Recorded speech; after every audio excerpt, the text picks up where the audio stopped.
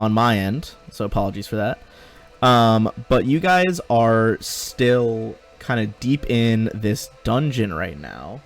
I got my windows backwards. I was streaming the DM side of things, not the player view. How silly of me. I can't have you guys seeing all my secrets. But you guys are still deep in the halls of the circle, so you guys have fought. I mean, a lot of the members you guys took care of already. You took care of the Earl. You took care of Duke Panavar Lothede, who was, the guy masquerading as many generations of his own family, but is in fact just an immortal wizard. Well, I should say was an immortal wizard. You guys stomped him. Yeah, I was expecting somebody who'd been around that long would have some better defenses or something. Look, you guys threw up a lot of crazy spells on that man. Actually, who else did you take out? You guys kind of bypassed the first floor a lot, but you did take out some of those crazy, souped up vampire spawn, as well as the Lady of Blood, who was their vampire leader. At the moment where you guys are currently at, I mean, you just fought that. They're so cool and powerful, but man, is the art for mithril golems is just so fucking goofy. I love it so much. Oh boy, here I go fighting again. But after killing I like his big golem, spike. I do like the big spike. So the main reason you guys are down here is you're trying to take out the circle, because unless the circle is dealt with, Martella, who kind of almost got assassinated on purpose because she knew it was going to happen. Not Martella, sorry. Eutropia. Eutropia wants you guys to take out the enemies before you bring her back. That being said, at this area over here, give me one moment and I will read you the full description. But you guys have the necklace with her soul in it. And not only that, you know that there is a artifact here that is supposed to, even if the body is not present, be able to reconstitute a person from their soul. Yeah, nobody knows that. Except for Phineas. Oh, except for Phineas, right. Sorry, I forgot Phineas was the only one that figured that out. You're right. So I guess to you guys, it's just a badass fountain. Yep. Probably magical. I'll read the description of it again, because it's been a hot minute. So this room is the room of the Soul Crucible. You see a bizarre device of shining white stone is the sole focus of this room. A deep vessel, large enough for an adult human to sit within, balances atop 3 stone pillars fitted with lenses and alien instruments. A tub below ripples with a milky, opalescent fluid whose earthy scent fills the room. The rest of this temple-like, almost temple-like chamber consists of shelves lining the walls, though they are largely devoid of books. Instead, only a single journal rests among the empty stained jars and flasks. Before you could really investigate much of that, you guys got jumped by the golem, who I can remove now as you guys killed him. So you guys now pretty much have free reign of this room, if you want to, look around and see what's the deal here. Anybody check for traps? Yeah, give me a perception check in here. See if you spot anything else.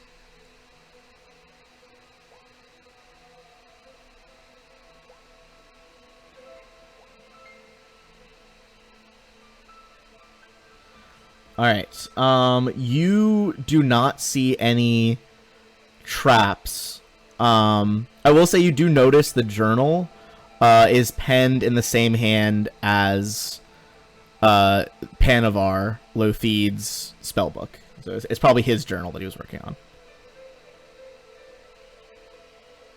But you're very confident there are no traps.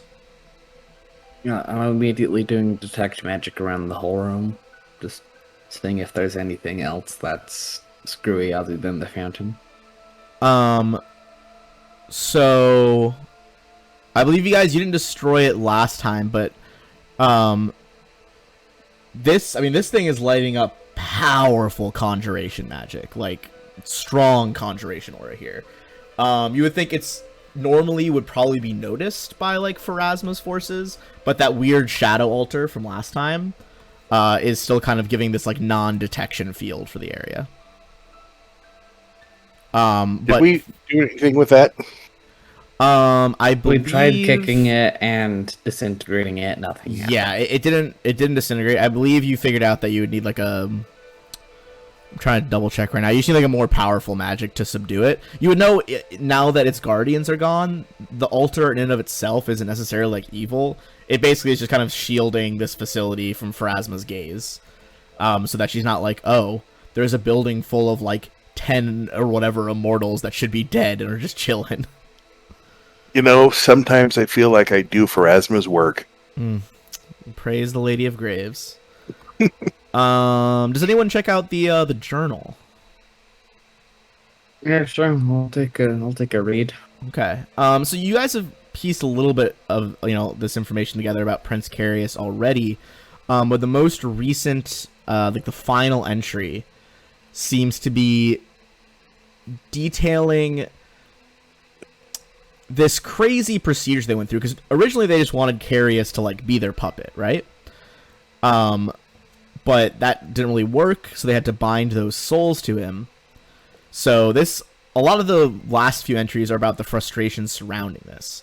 Basically, it took like weeks of this crazy like grafting and magical surgery, as he like nursed Carius's shredded soul into a more stable state using the legends that he stole from the astral plane. It's pretty grim stuff to read. Later, he begins to, as you near the end, he's beginning to detail his frustrations with how quickly the legends, as in like the legendary souls, seem to be growing to overwhelm Carius. The final entry reads as follows. And you guys actually already took this ring from his body. I have crafted a ring with which I can enter the boy's mind and take those delinquent emperors to task with my own hand. They are arrogant automatons, more like clever and willful pets than the emperors I had hoped for, but they've done their work. Now I need only prune them back hard, but not so much that my discipline destroys them. There is precious little holding the lad together save their ghostly egos. Another session or two and they should be permanently cowed, but if not, the ring will allow me to re-enter and establish dominance whenever I can. And so that was the item in question here. I'll pop it up for you guys again. Let's see. Items, magic items, book 6. This was the Ring of the Recalled Soul. Oh, yes. Which essentially allows you to go within his mindscape. There's a lot of minutia, but that's the general gist. All right.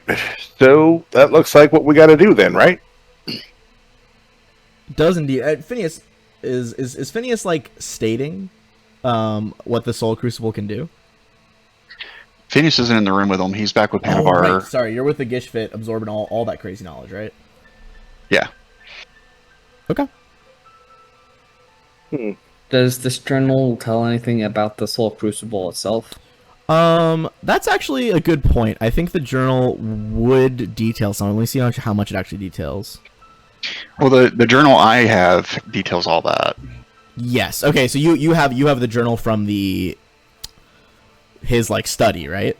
Yeah. Okay. Yeah. That's the journal that details more of it. The one you guys are looking at is like specifically detailing his stuff about his like experiments with Prince Carius.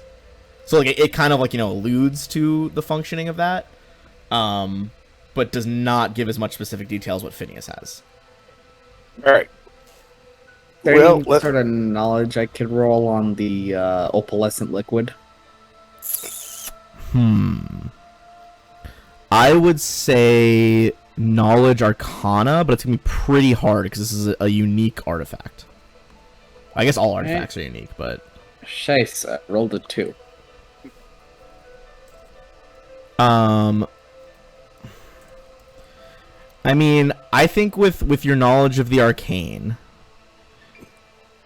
what you would know, I don't think you would know exactly how it works or how it functions. You would know enough about it that, like, this probably has something to do with, like, healing magic, maybe resurrection magic. as it just has like such a powerful conjuration aura. And there's different parts of the School of Conjuration, but with the 21, you're pretty confident it's leaning more towards. God damn it! I just saw the Discord. Your confidence leaning more toward the healing side of conjuration. It's not gonna like summon a fucking celestial to mess with you guys. All right, well, let's regroup with Phineas, and maybe heal up Galatus because he seems damaged. Yeah, Galatus, I think took some hits from that golem. Yeah. Yeah. And we're gonna assume just because he couldn't make it today, we'll have all like move Jeff's token with you, in case. Well, Jeff, the second Jeff, just in case you guys need a big old Yeah. a big so old if heavily we'll touch you armored with a knight. heal, you're good. Oh, you still have another slot for just the heal spell. Yeah. Gotcha. Okay. All of my 6th level slots are just the heal spell. I mean, it's pretty fair to be honest. The heal spell is wild.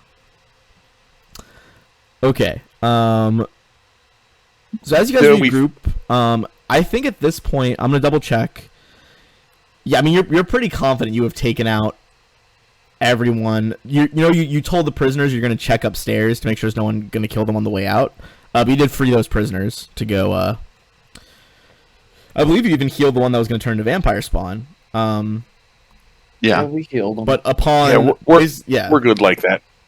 Yeah, you're good boys. Basically, once you guys clear out the top, all that remains is like you're gonna get an award for freeing them, essentially.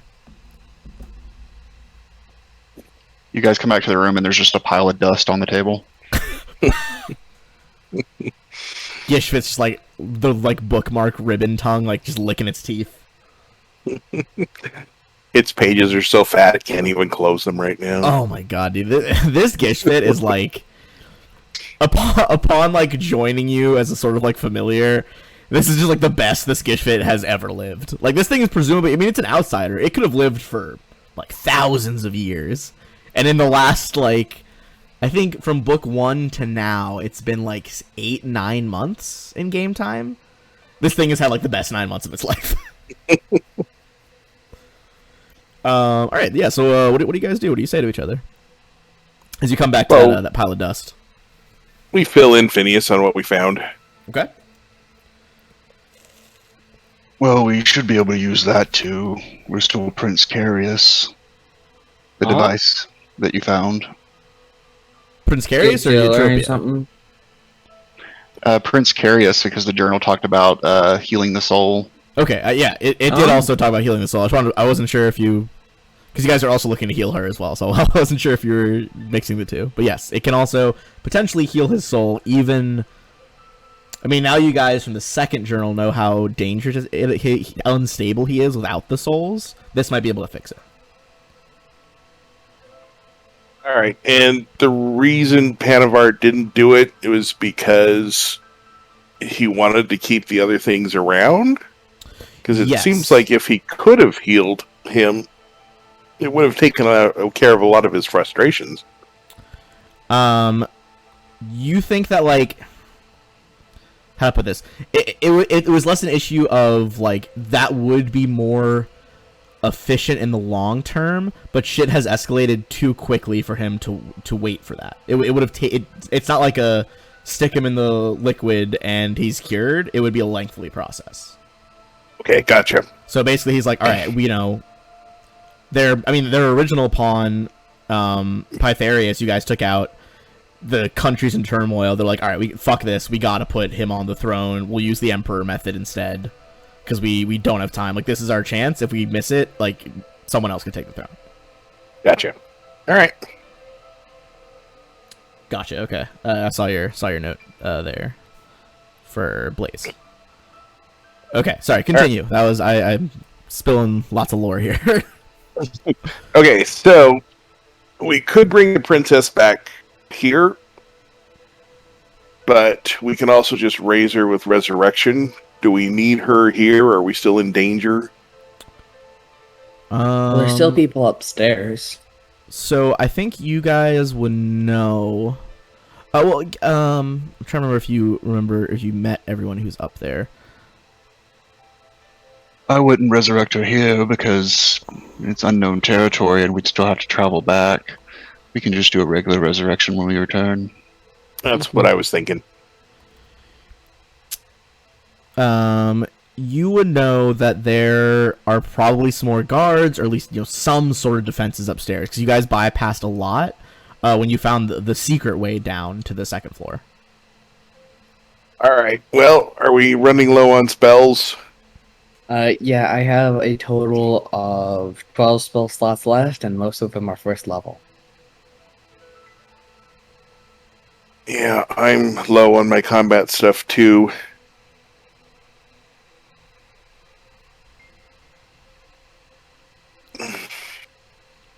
I mean, you could also just try to, you have the intel. You could try to just, sneak the prisoners out of here. But, you're just not positive what's up there. Right. Do we know how many or who else in the circle? Have we taken care of all of them? Or is there still some left? Let's see.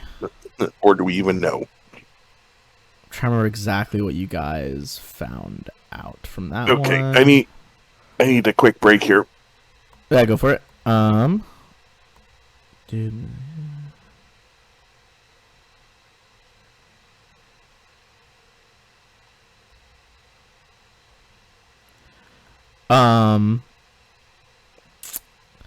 You know that there is at least, you're not sure what, but there is a fairly powerful creature that they captured that is upstairs. Some sort of outsider. So we should take a rest. We could take a nappy. I still have a greater teleport. I do as well, but I think we should clear this area out and make sure it's not trouble in the future. I meant we could greater teleport out, take a long rest without trouble, then greater teleport back in.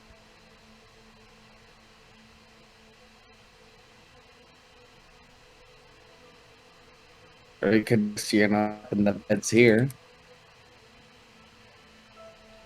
I mean, I don't sleep, so I That's a prefer fair to stay point. here. Okay. I have a lot of books here to load into the bag of holding. Oh yes, you guys would also know the thing they've captured. They use it for divinations. I'll say that. It's not like the angel from Hellboy 2, is it? No, it's not the angel from Hellboy 2, but it is. You're pretty sure it's not a good guy that's been captured. It's like a creature that is still not good, but they are using it for divinations to further their plans, essentially.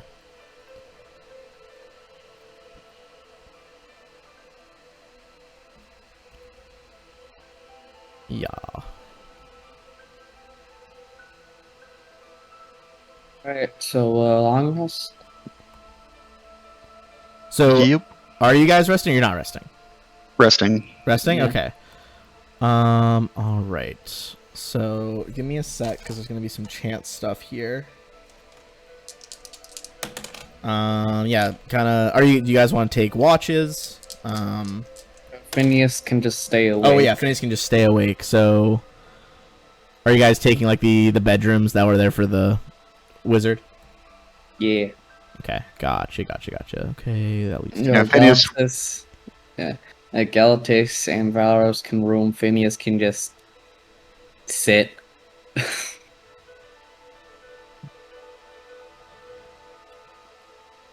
Alright. Does the Gishran need to sleep? I don't think the Gishfit needs to sleep. I don't think so. It naps sometimes when it's really full, which is what it's doing now. All right, I'm back. Alright. So basically they're gathering in kind of these bedrooms right now to sleep. Excellent. I am going to. You and Valoris can room, right?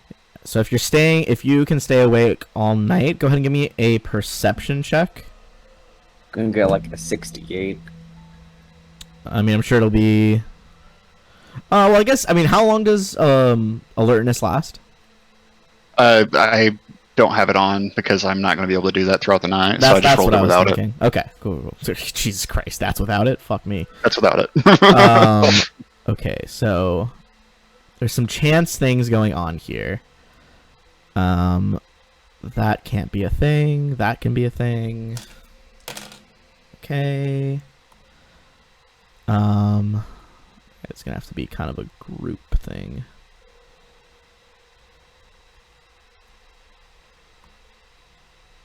Did I roll a stealth on my sleep? Just sleep stealth. Okay. Sorry, I had to tab back over to the top map. I'm gonna return to you guys now. Alright.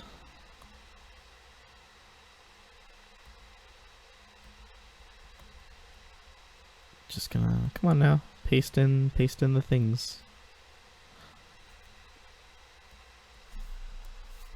Oh, roll 20. Okay, there we go.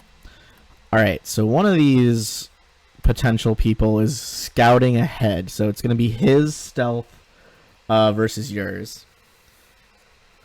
Honestly, wild because this guy actually has perception that is better than yours, Phineas. Respect. Yeah, he has a plus 35. But will he have enough stealth to get by a 45 perception? It's gonna be close. Oh, he fucked it up. The man's got a plus 31 to stealth, but he did not clear the 45. So you can tell I would say the 45, Phineas, you can tell other people are coming from this direction over here. And let me get rid of Panavar because he's dunsies. And they're not quite through the double doors yet. But this is who you're going to see first as you kind of peer through. Do you think, Phineas, would you have these double doors like shut or like they'd be open so I can watch for danger. Okay. So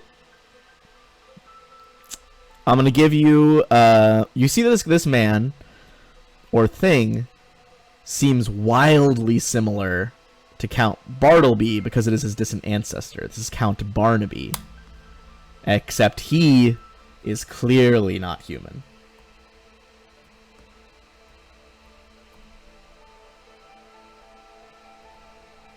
Phineas, go ahead. Maybe he identifies as human. I mean, fair enough. Go ahead and give me, this is a knowledge nature check. 31. His sword is very cool. I like it. Okay. So you would know that this guy, he probably was once human, just because he's a member of the Circle. That's what happens. They find different ways to become beings of immortality. But at least in the shape of its body, this is a member of the Fey Wild Hunt. The Wild Hunt is kind of this enigmatic group of Fae who stalk and pursue their chosen prey between different worlds.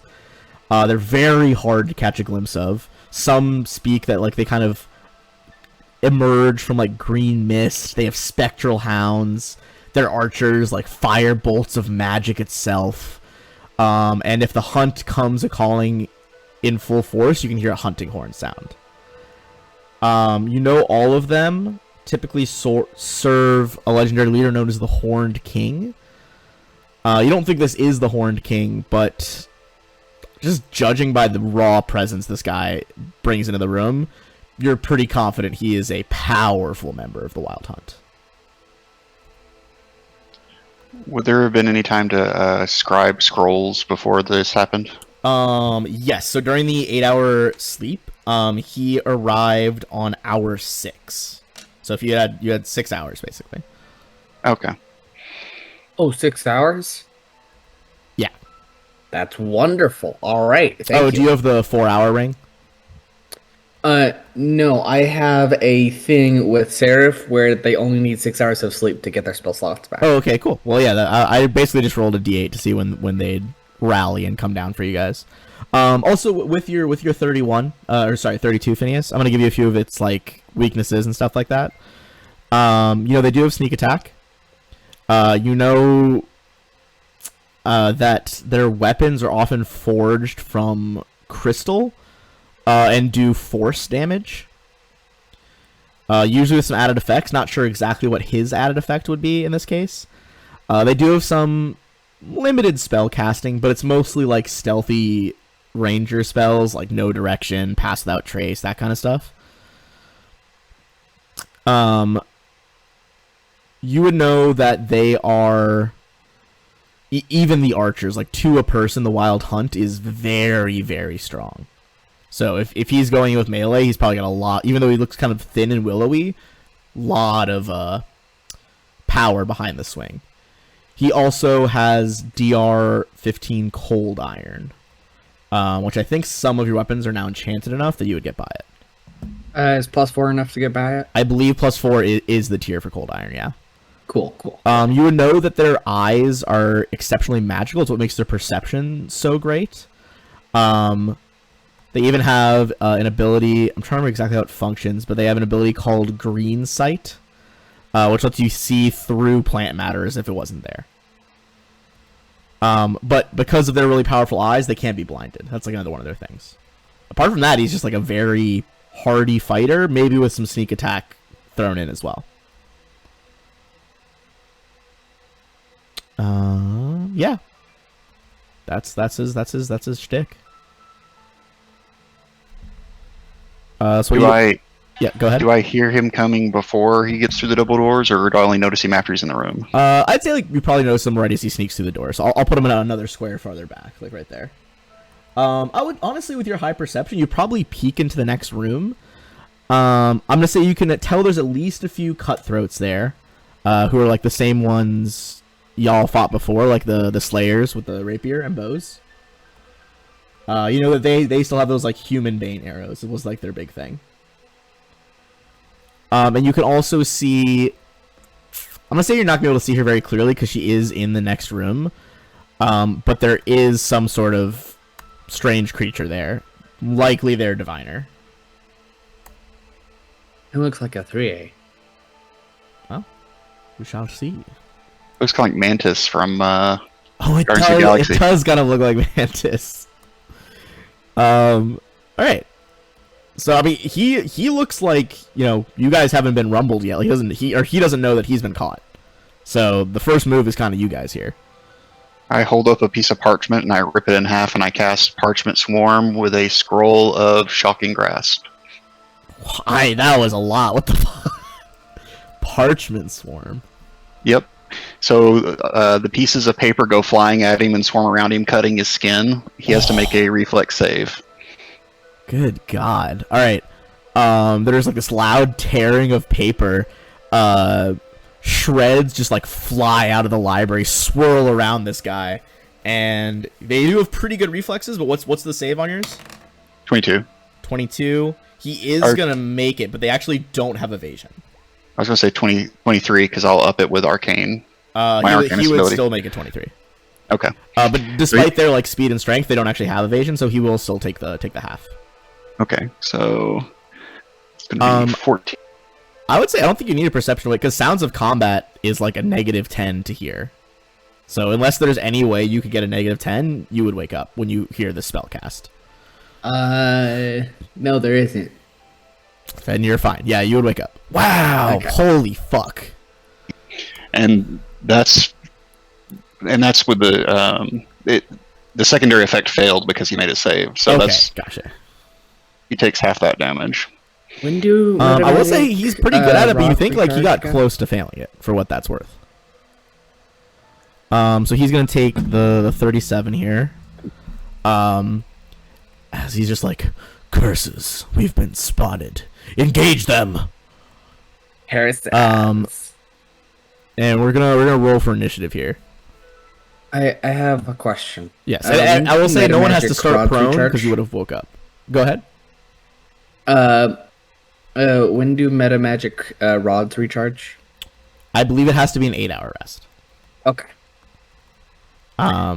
Yeah. And I get around before we roll? Not enough to get around because you were sleeping. You guys do all wake up though, so like no one has to waste a movement standing up. Sounds good. All right, so we got the cutthroats have like a +10 or +9 to initiative. Got a nat 1. Epic. Yeah, they're on it. They really did good on this ambush. Okay, well, the Journey, she's okay. You guys are by the way, Galatas, you guys are supposed to be in this room. You're sleeping.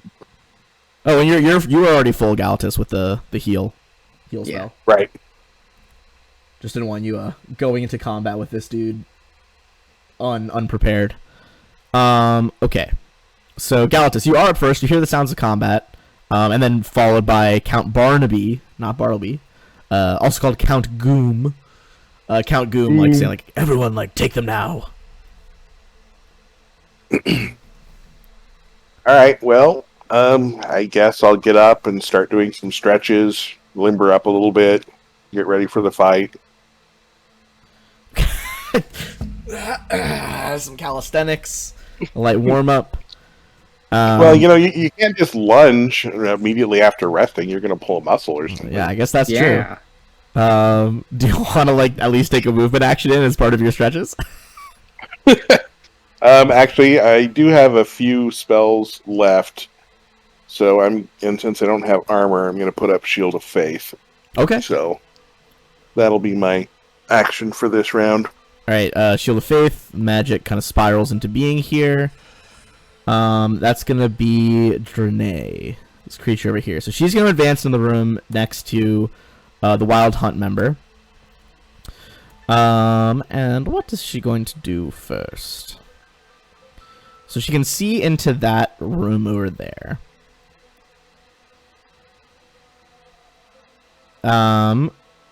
So now that she's in there, once it's your guys' turn, you can make a Knowledge Arcana check on her.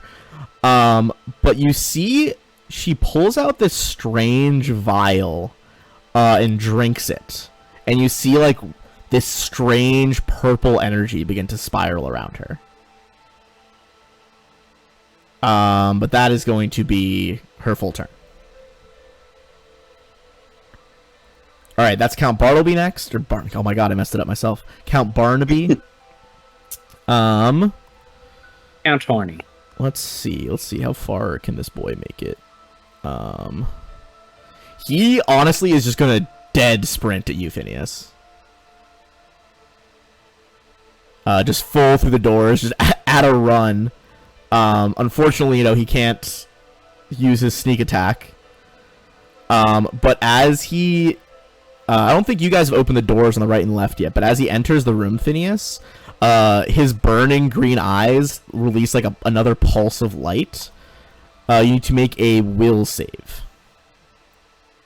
Okay, but would the attack of opportunity happen first for the Gishvit since it has a 10-foot range with its tongue? I forgot I did. Yes, that would. Its eye power activated when it's within 30 feet, so you would have to make the will save, but the Gishvit is going to get an op attack. And then depending on what kind of save it is, I have additional modifiers. This is a mind affecting effect. Does that change anything? It adds 8. Adds 8? Yeah, without that... Oh, without Mind Blank, it would not have worked. You would have failed.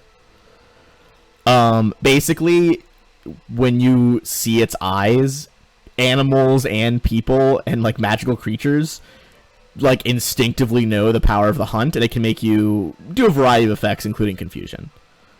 But before he does anything else, you avoid his wild gaze. Gishvit, go ahead and make that attack roll on him.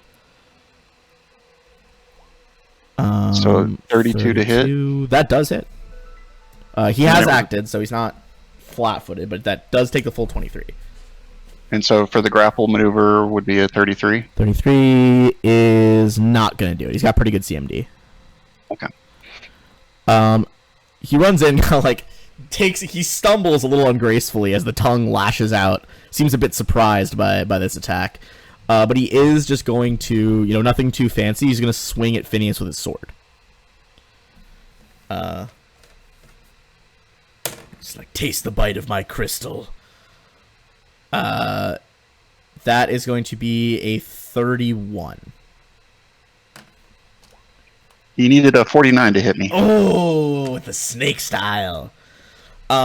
He goes in. You see his green eyes widen in his face as like you kind of sway on your feet and avoid. Look, I said what I said. As you dodge out of the way. There's a 24 hit for the. 24 does not miss. Or sorry, just does not hit.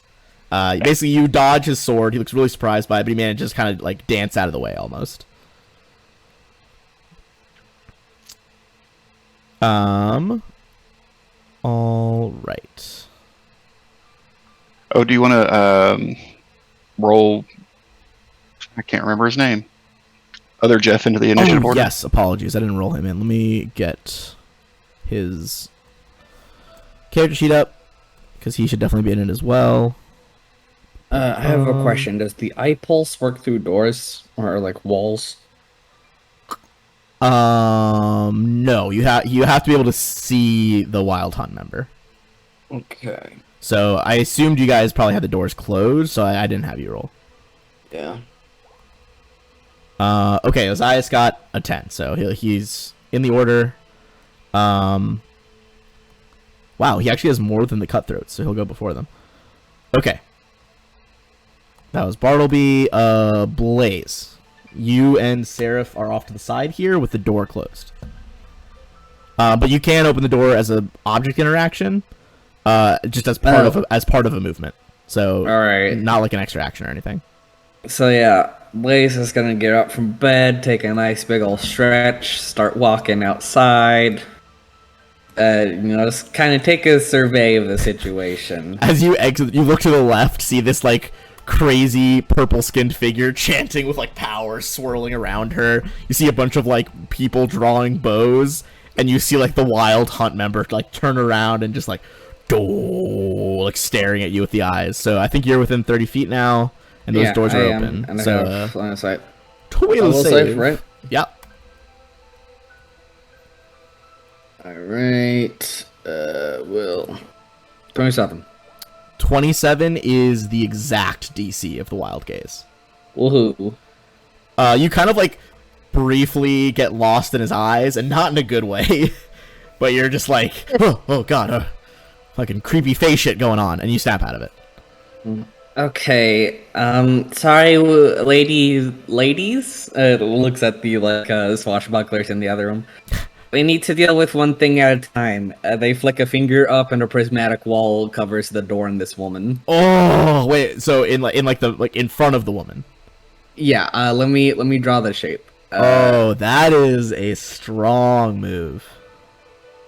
Minus the back wall. I've been doing a little reading on it. I think it has to be straight. I think, I don't know if you can do it in a cube. I also was doing some research. Okay. Then, but I in believe, that case, I mean, if you did like a line across, like between those two statues, yeah, that was my next plan. they'd be pretty blocked. Yeah. Well, And that was. that's- Also, you have Knowledge Arcana, right?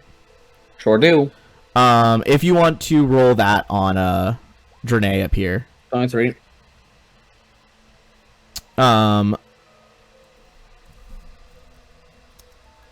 23. Let me double check her CR.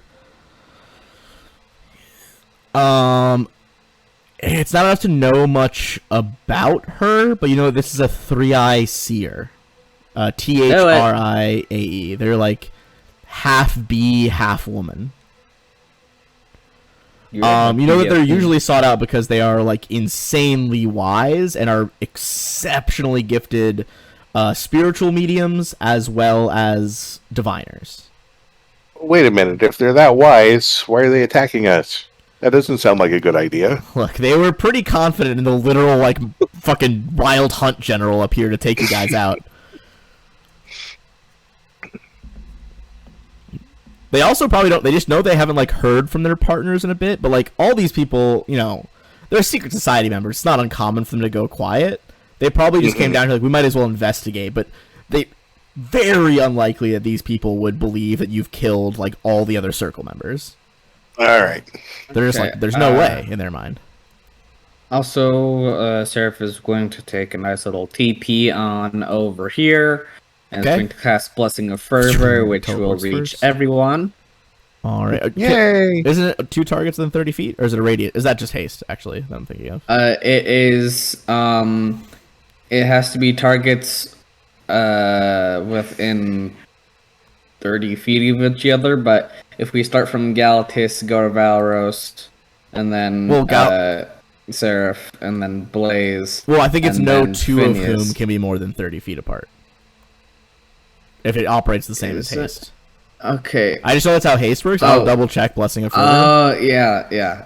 Okay. No more than 30 feet away. So basically, Okay. you could get Seraph, Valros, Galatis Galatis. is more important. Okay. So yeah, you get Seraph, Valros, Galatis, And also, and no wait, that would be too nah, far away. 35. Yeah, they're all 35 from there. Okay. All right. Yeah, that's their turns. All right, Phineas, that's you. I'll take a 5-foot step over. Okay. The Gishvit will attack first. Go for it. Is this with flanking already on the roll? No, it doesn't have flanking on it. 1, 2. All 3 hit.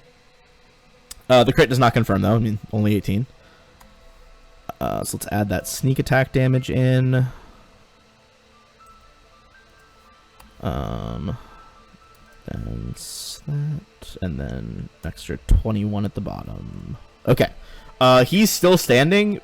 Still looks pretty strong, to be honest. This guy's very beefy. He'd be at -6 dexterity. Yes, and that so his AC. You do know his AC's dropped by 3 because of the -6 dex. Although he is swinging the melee weapon with strength, so unfortunately it's not affecting that too much. That figures. And then Phineas is going to do Calcific Touch, and he's going to make him his study target. Oh, also while he's in here, the Gishvit will be immune to this, but I'm gonna roll. You do your roll. I'm just gonna roll will save for Ozias against his gaze.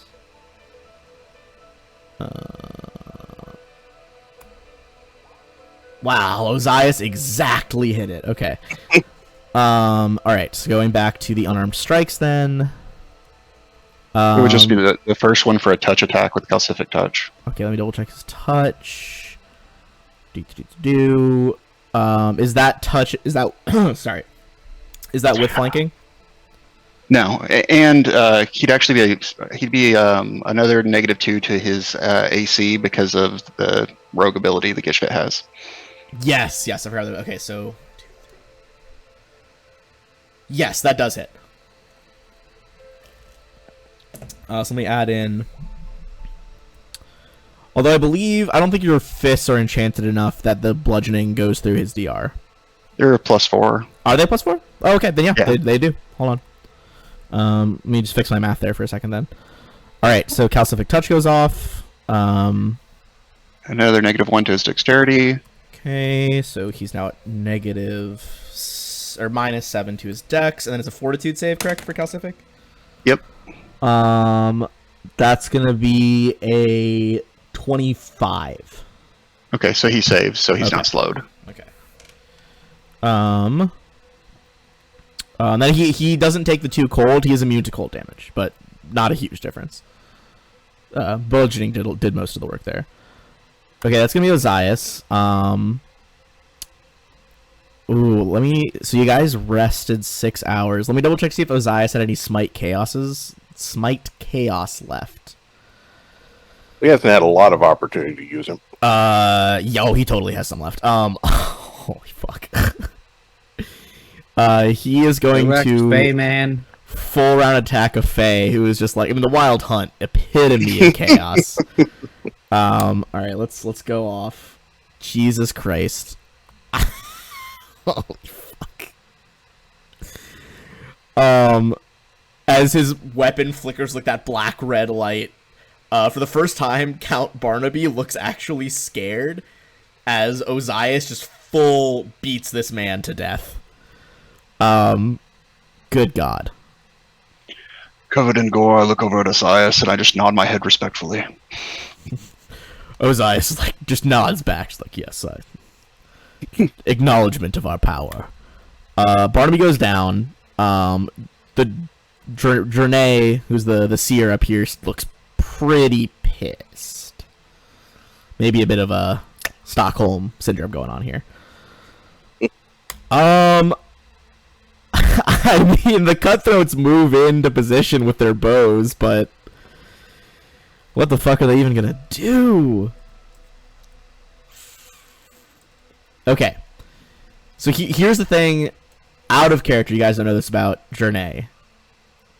But she's kind of Stockholmed into being in love with Count Goom over there.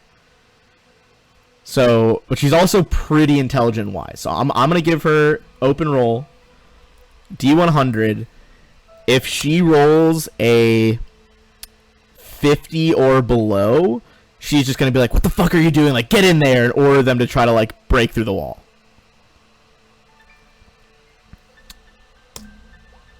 Okay, she's smart enough to not do it.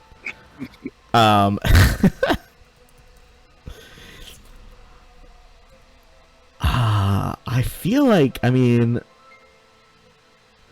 well, because it only stops non-magical range weapons, if I remember correctly. Nope. It Is it regular? stops all ranged weapons.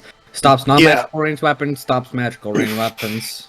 Well, and it's not see-through either, right? So they couldn't be able to see us. Yeah, what they were gonna do is I was gonna roll percent chances. Basically, they were just gonna like open fire with all their bows, you know. Just kind of. I mean, Pink off against the wall. If she's a caster and she has some of the right spells, she might be able to take down one of the colors or another. Yeah, I think basically what they're gonna do is effectively just skip their turn and delay till right after her. And she's gonna try to remove. I believe it's orange. Yeah, orange stops magical ranged weapons. And then they're just gonna. Basically, they are if they live long enough to do this, they're just gonna take multiple attacks and just like all of their arrows just going in random directions out here. Is it an effective system? No, but you know I do what I can. Galatus. I mean, you come out of the room, you see a dead Fae, and the wall is just holding back the horde over there. You also see a very tired Blaze. Well, I guess you can't see through the wall, but Well, you know, if you guys have this, I can go back to bed. Yeah, I'm also gonna go back to bed. This lasts for 2 hours. I'm gonna bed. God, you cocky motherfuckers. Is there any way they can get around it? Well, I'm assuming because they came from that direction's upstairs, so they could. Yeah, I mean, they could go all the way back around to E3, the secret staircase over here. If you have one last 7th spell slot left, I could just wall off that area too. So petty. I wanted to sleep. Okay. Well, Galatus is up to you. I mean, you can't read their minds. You don't know what they're planning here, so your call. Okay, so I didn't quite catch that. If I wanted to go over to where they were, could I do it based on what we know? I mean, you could, but it would. I mean, let's see where you are now.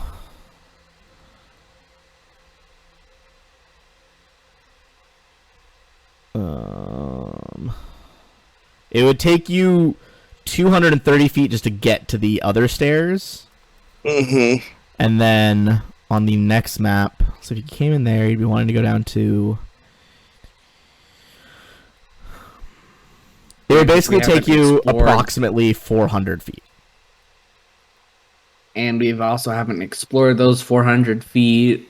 And that's assuming you can find the stairs that they came down. Right. All right. So we'll go back and get our armor on. Okay. You start armoring up. You don't have the spell that allows you to sleep in armor. I could have it, but I rest better without it. I mean, I do have wings. That's true. You can't summon and desummon your wings. Okay, so okay. I can do it infinite rounds per day. I can also do mine infinite rounds today. You're not special. All right, girls, you're both pretty. Thank you. So, as a free action, Jernay is gonna take a risk here. You see, she holds up like what looks to be a whistle made of ice. And as she holds it up, she just yells, "Take your prey in the statue room!" and crushes the whistle. I think probably breaking some sort of spell. And this creature is going to appear. If Roll20 will let me paste it in, come on now. It's a dog with one eye. Oh no. Scary. Who's a I good mean- boy? Kind of is scary. I don't like That- it. That's Okay, not yeah. a good boy. It's not a good boy. Yeah. That's a hungry boy. Somebody needs to feed that some kibble. Yeah. What's he it's holding? not Is good. that like his chew toy? That would appear to be someone's thigh bone. Yeah, so it's chew toy.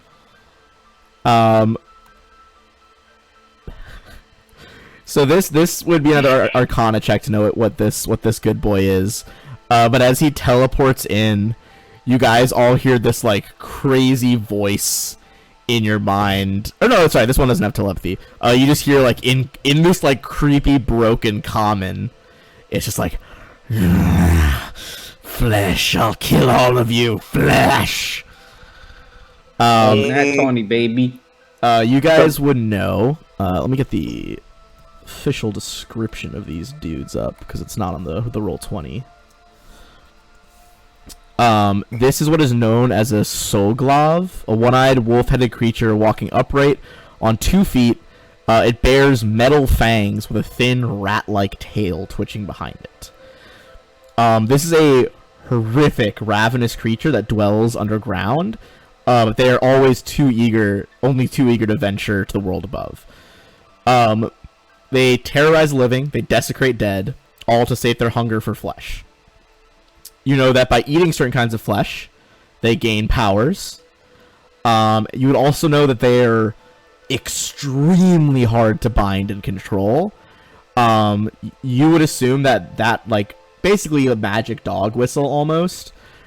By her smashing it, if that thing, if there was no prismatic wall, would be just as happy to eat her and the others. This thing is just like a rogue player at this point.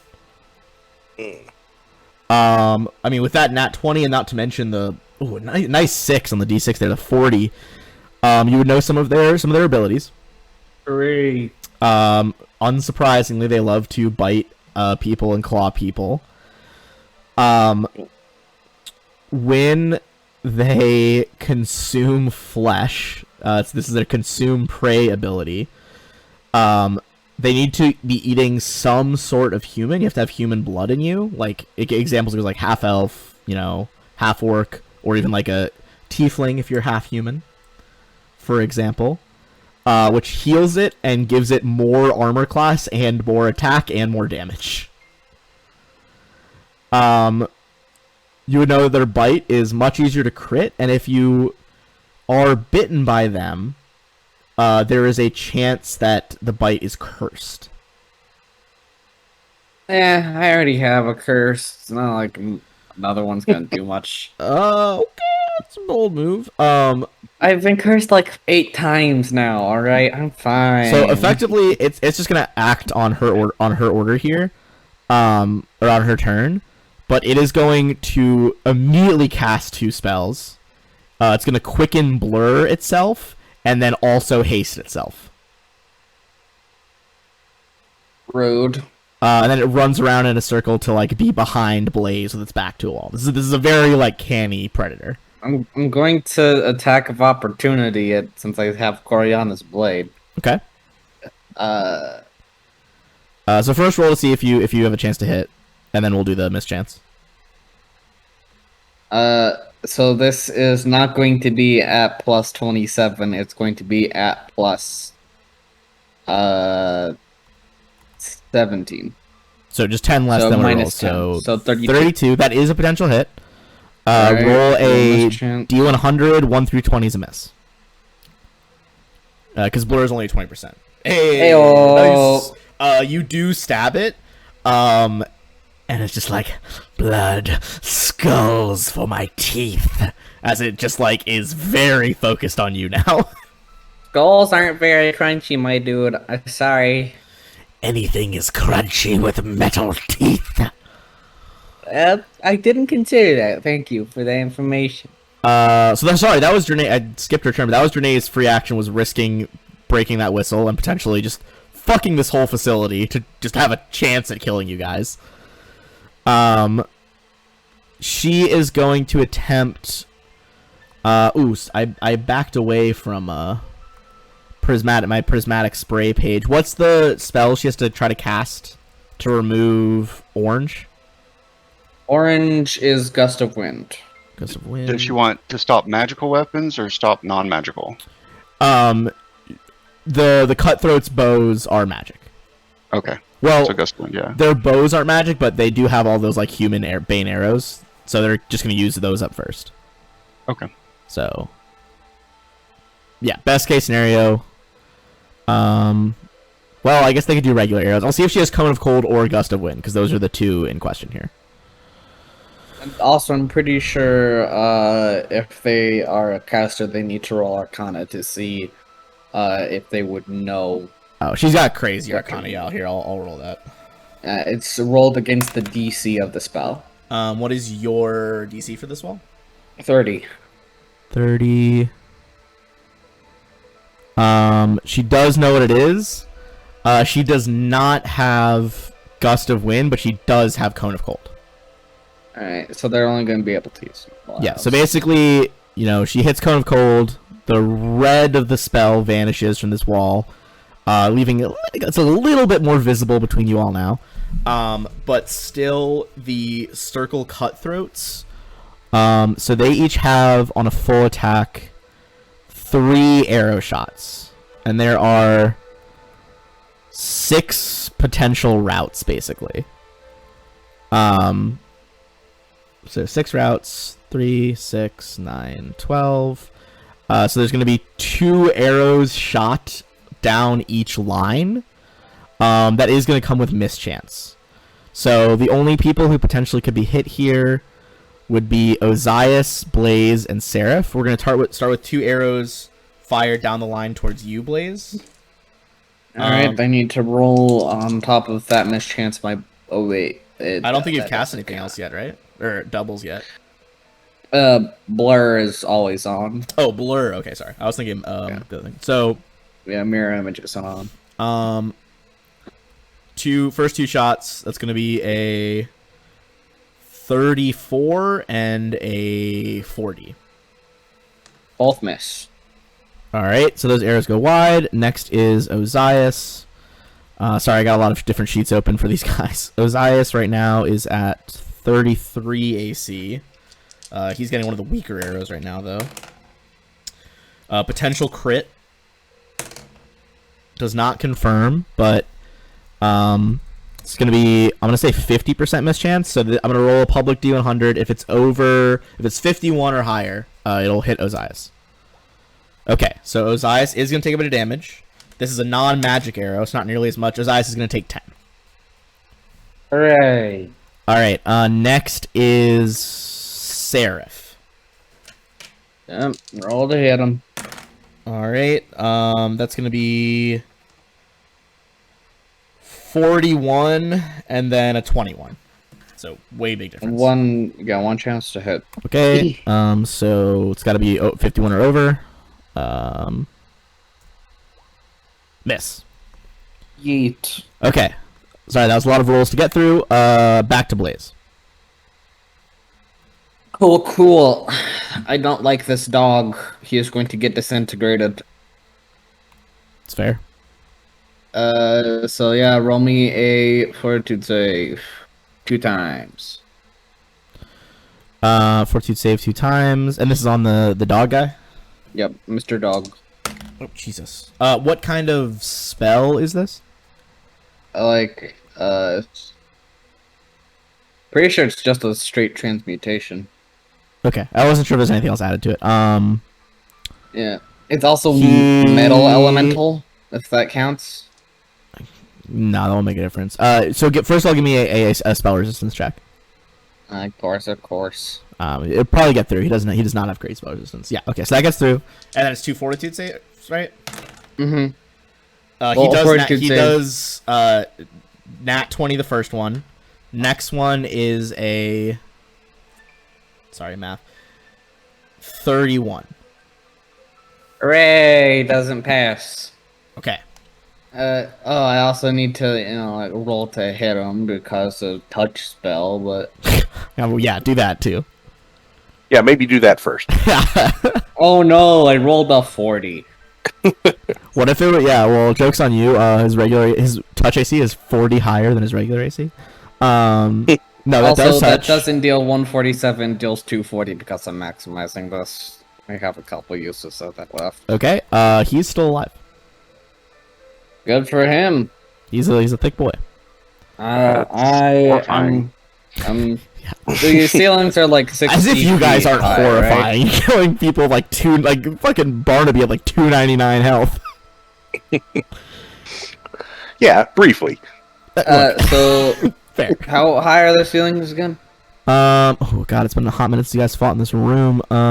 This is the statue chamber. I believe they're 70 feet. Poggers. I don't think your wall goes up that high, does it? It's okay. None of them have fly or any way to get by, really. Yeah, but we do. Oh right, fuck. Yeah, it's only Yes, come into range of my arrows. Come. 36 feet in the air. So it's about Oh, like yeah, half. oh, certainly it's not all the way over them. Mm-hmm. So yeah, Blaze is just gonna 5-foot step back. That's gonna be her turn. Okay. Seraph is going to do something else to this dog. I don't know. What's the fucking Warhammer thing? Like skulls for the skull throne. Blood for the blood god, skulls for the skull throne. It's just, this dog gives off a big corn energy for sure. Yeah. Leech for the why banquet not? table. I'm Kibble gonna for cast my a cold eye bowl. strike on him. It's an evocation spell if that matters. Spell resistance. Spell resistance. Yeah. 31. Yep. That'll do. And then it's an evocation spell, they need to roll reflex. Okay, reflex. It's a nat 1. Woot! Alright, so they take 15d6. That's probably gonna finish them. I mean, hey, it's rocket tag at this level, as we always say.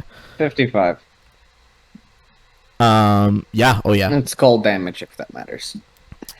So the Sokolov goes down as Janae just like curses in frustration. Yeah, they're I love their consume prey, but basically if they eat you, it regains the hit points that it deals to you. And it can crit on a 16 through a 20 on a bite. Ouch. Yeah. Yeah, okay. And then it gets +4 profane bonus to AC, attack rolls, and damage. Also, And that does can Valorous stack have a- forever. So basically every time it bites someone, it can heal even more. Does Phineas, Gishva, and Valorous have a way to fly? Galatus can lift Valeros. I was gonna say Phineas could Okay. just fastball special the Gishfit. Well, we could just teleport over. So Yeah, I mean you could do that too. Just Okay. teleport above. I and just fall love the down. idea of you bias. just fucking frisbeeing it. Just so they have a bit more maneuverability, Seraph is just gonna walk over and cast Fly on Valorous. Jesus Christ. Okay, Phineas, your thoughts. so we can see through the wall now. No, it's a bit I think it gets a bit still, easier, but I think technically you can't actually see through it until it's like, Yeah. like Until dissolved. it's until you opaque remove wall. the violet layer, you won't be able to see through it. Okay. Okay. Boo, hiss, boo.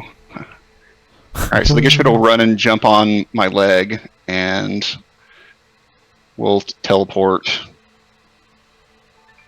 Is the double doors open? Yeah, they're open. They push them open to get the cutthroats inside. Hi, dog. Well, you can't do that because of the wall. You've got to be teleport way up. Yeah. I think you have to see it to get through, right? So could you teleport above them and just like drop down on them? That would be valid. Mm-hmm. I would say you could teleport above and drop on. I mean, that would be, let's see. The wall, you said the wall was 36 feet high? Yep, there is still So, reflex save, and if you make the reflex save, which I assume you will, it's only 2d6 fall damage, which is not crazy. You know, we could wait until we can all do it at once. Just saying. You do make it minimum damage. You take 2 damage from the d6 as you just land with the Gishfit on your leg, as all the cutthroats, none of them can do jack shit right now because they all have bows out, not rapiers. They just like whirl around. I was like, what the fuck? I think one of them was like, oh, these guys are monsters. They killed the Sokolov in like 3 seconds. Dre's like, shut up, just shoot them, damn it. And I'll rip up a piece of another magic scroll of lightning, and I'll target the purple lady. Purple lady. Oh yeah, the seer. Yeah. So, is Parchment Swarm subject to spell resistance? Because it's like physical paper, right? It is subject to spell resistance. Okay, fair. Roll It's spell like resistance on spell her. paper. Yeah, that makes sense. That is not gonna get through. Uh-oh. You see that weird purple aura she has now ever since she drank whatever that was, which you guys would, I guess now that you know what they are, basically they can do this thing where they consume this liquid called Merope, and when they do that, it like boosts their spiritual powers. So that kind of like this parchment paper like swirls around her and just kind of burns away in the purple light. Well, that's irritating. I will not be so easily cowed. You'll pay for the Count's death. So I'll use another 5 feet of movement to teleport back outside the wall. God damn it! She's like, by the savored sting of Calistria, what is happening? Wait, is that's also blocked?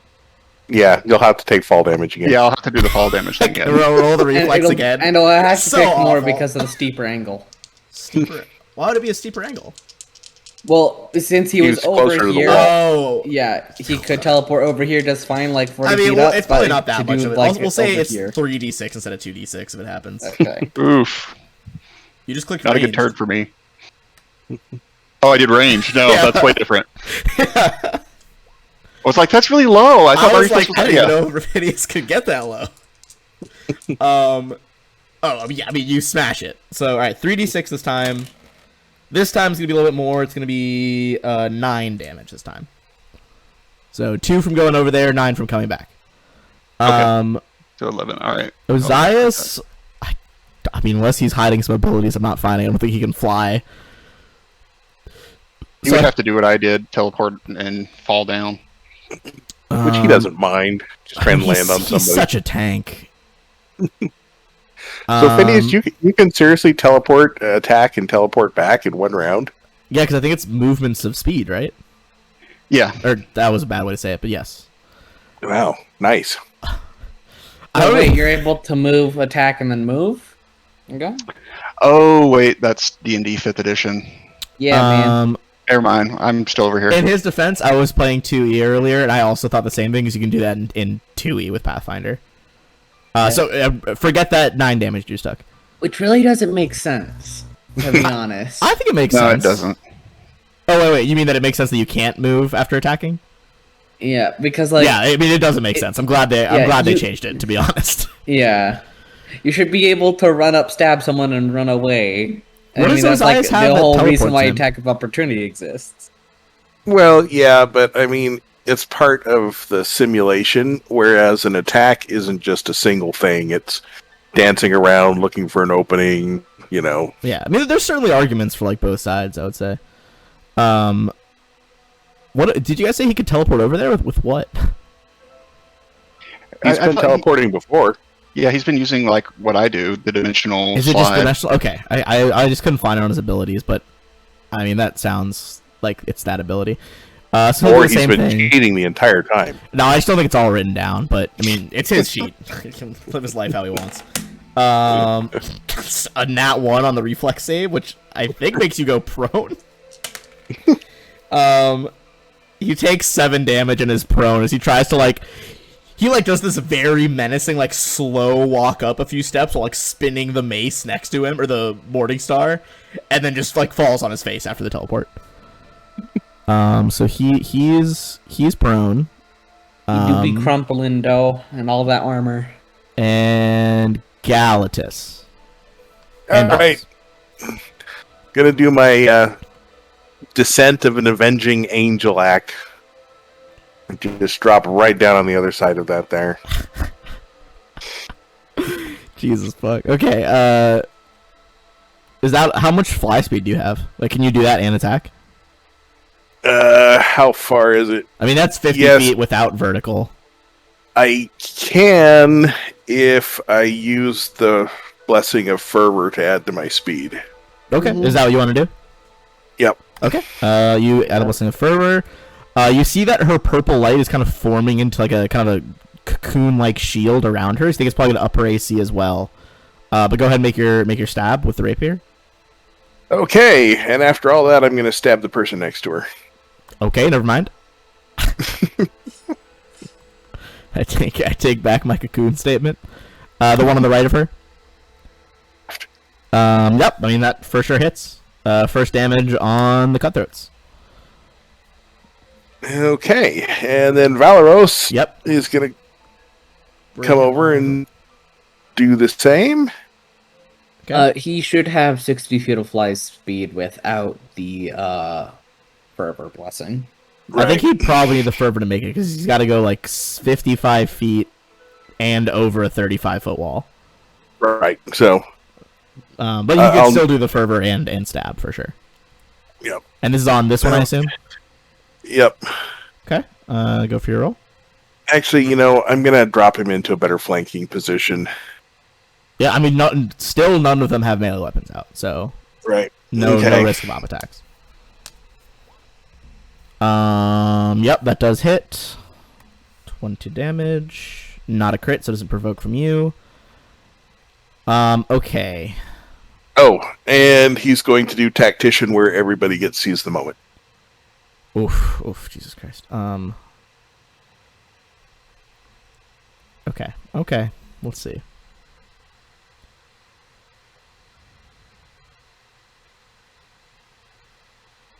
God, that would be good if you guys weren't an insane level. What is she going to do?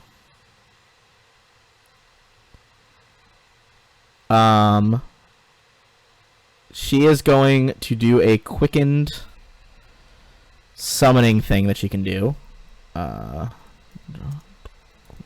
What level? Don't you hate when he asks that? I do. I do hate when he asks that. Let me summon my giant bees, god damn it. Hello, bees. Alright, well, I'm gonna put the art on the map, just in case, but... Oh, those are pretty. I hope they make it. Alright, try to counter it. She summons 3 giant queen bees. What level is it? I need to know. For it's a 5. queen bee. It's 5. Yeah. That's not what they look like. Let my bees go. Oh, I think that does it, doesn't it? 26. I believe so. God damn it. Oh, Lord. This might be the most well-built party I've ever had to try to counter. Let me just double check. So, dispelling that specifically. Counter spell. Make the dispel check, d20 plus caster level. DC is 11 plus the spell's caster level, so it would be 16. Yeah, I mean, yeah, no bees. No bees. You see like 3 like flying over your guys' heads in this small closed off area, like 3 like purple shimmering outlines of bees appear and then vanish as you like swirl your hands around Phineas, and your light counters hers. At that point, she's gonna be so pissed. She's just gonna try and a like hidden bee stinger comes out of the base of her spine and tries to stab Galtus.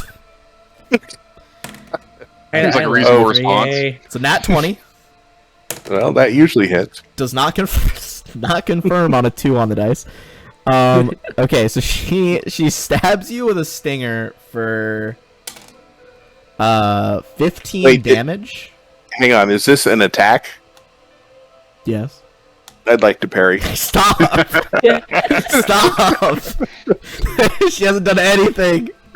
This perhaps Oh, an roll your attack. parry. Oh. Why did you? I mean- How did you roll an nat You 20 rolled as well as 2 her? nat 20s. And then I'll go ahead and stab her back for the, for her hubris. Okay, yeah. How dare she try to do like literally any of her abilities? That actually does not hit her because of the purple stuff. All right. But you do parry the stinger. Field goop shell. All right, the cutthroats. She's like, throw down your bows, stab them. So they're gonna like free action, just chuck their bows away. They all quick draw rapiers, and none of you are really in. Oh, okay. Calatus is kind of in a flankable position. Okay, how am I even? All right, I gotta be tactical about this. So 5-foot step, 5-foot step, 5-foot step, 5-foot step. Like a little dance. When they draw their weapons, is that an attack of opportunity? It's not because they have quick draw. Okay. That's the. Otherwise, yes, it absolutely would be. Okay, let's start. Get rid of my giant queen bee tokens. I don't need that. Okay, so we'll start with the 2-round Galtus. They're both gonna full round with their magic rapiers. That is 3 attacks each. All right. Well, I'm going to start parrying until I run out. All right, fair enough. I got 3 d20s here. This is the girl on your left first. All right, I have my 3 rolls. 2 are potential crits because they are. It's a rapier, so 15 through 20 crits. All right. So 28, 33, 26. You don't parry the first one, parry the second one, and then you don't parry the third one either, actually. But she doesn't confirm the crit. So it's two regular hits. Okay. But you did parry away one of the other crits. So it's going to be, let's see, rapier, and they do have sneak attack right now. So I'm just going to go ahead and roll that on roll 20 because that's too many dice to worry about. You're going to take 22 damage from the first strike that goes through and 30 from the second strike, so 52 total. Ouch. It's harder without my spells. Yeah, girl. Yeah, girl on the right. Do you have any more parries? Yeah, I got 2 more. Okay, go for it. Success. I'm out. Oh, sorry, you only have 2. Yeah. So 2 parries. Final one. Oh, that's a little bit lower than I thought it was. Actually, does a 29 hit? Yeah, I don't have my armor on, so I'm only at 27 at the moment. Okay. In that case, another 28 damage. All right. Next is going to be the 3 that are, or not the 3, sorry, the 2 that are around Valeros. Going to go from 3 from each side. So girl on the left. Ooh. All are going to miss the first time. Those are really bad rolls. Nice. Girl on the right, though, is going to be 2 potential crits. Ouch. But what's his AC at right now? 'Cause he doesn't have the armor. 26. 26. Okay, so I will roll to confirm those. One confirms, one does not, and the third one misses. So crit, hit, miss. So crit for him. He's gonna take 38, and then 27. That is their turn. So it's gonna be Blaze and Seraph. Okay, let's see. Blaze will fly up 50 feet into the air. Would that give them like line of sight over here? What are you trying to do over there? That's fireball. Of course. Well, you have the wall in front of you. I mean, like, if I fly 50 feet up, would I have line of sight down? Would I have to fly like across? You would have to fly 50 feet up, but I think you'd have an angle after that. Okay, so yeah, I'll fly 50 feet straight up and cast fireball right here, selective, so he doesn't hit my friends. Okay. Just yeeted some d20s on the floor by accident. And here's my spell resistance for the woman. Oh, Got nat 20. 20. Yeah, that goes through her. All right, so what's the I'll be save? right back. There's a cat downstairs. Wait, no, what's the save? Oh, DC 26. I see it. Okay. The cutthroats. Do they have evasion? They do.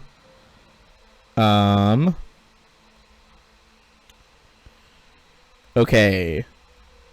Makes it the 2 by Valoros make it, the 2 by Galatus fail. For 56. And then for their seer, she is gonna fail as well.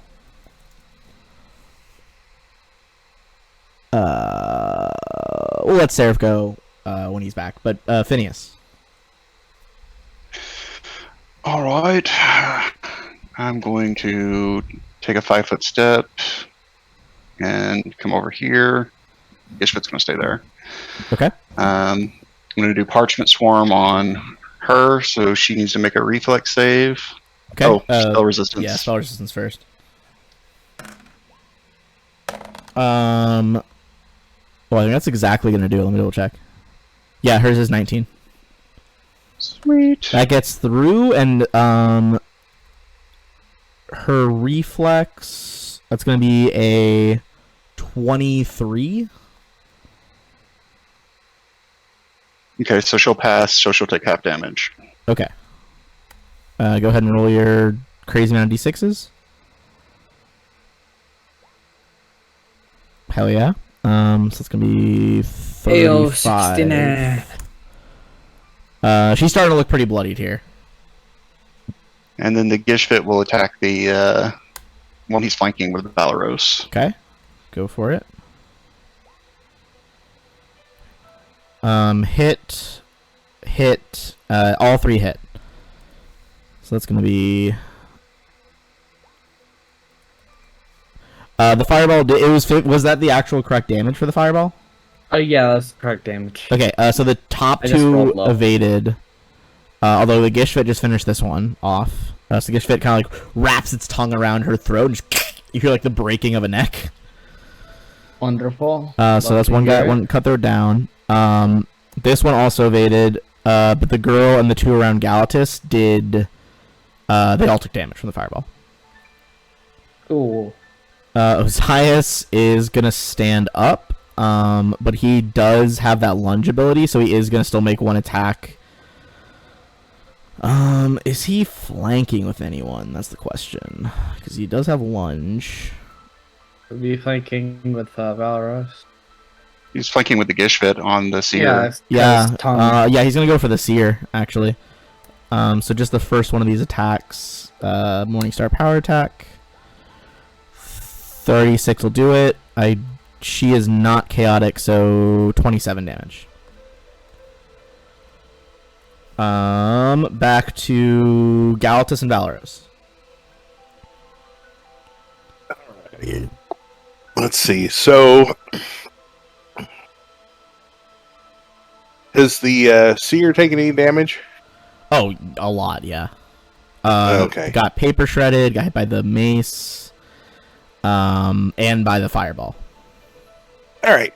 Well, let's try and take her out. Valeros is going to challenge her. Okay. And then he'll use the Blessing of Fervor to get an extra attack.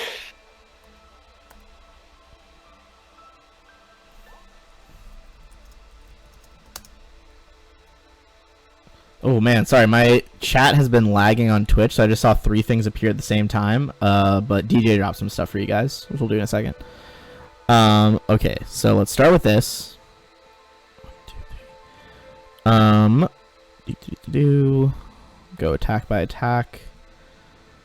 Valeros by himself is gonna finish her here. All right. So she goes down as the rapier kind of just like skewers her through the back. You see like a tiny swarm of bees like flutter out of her mouth as she drops. Hooray! And once she drops, the purple aura kind of fades. Move her out of the order. Also, so chat redeemed. We'll do the hint after. But the most recent spell was the fireball, correct? Or was it the paper swarm? Paper Swarm. Paper swarm. Okay, so from paper swarm, there was a magic surge. Let me pull up my magic surge list. Woohoo! Very fun. D100. Do.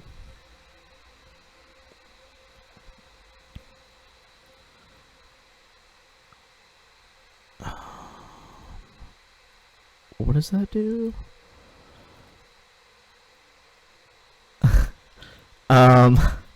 Wait, shit. Would they be affected? Give me 1 second. I gotta double check something.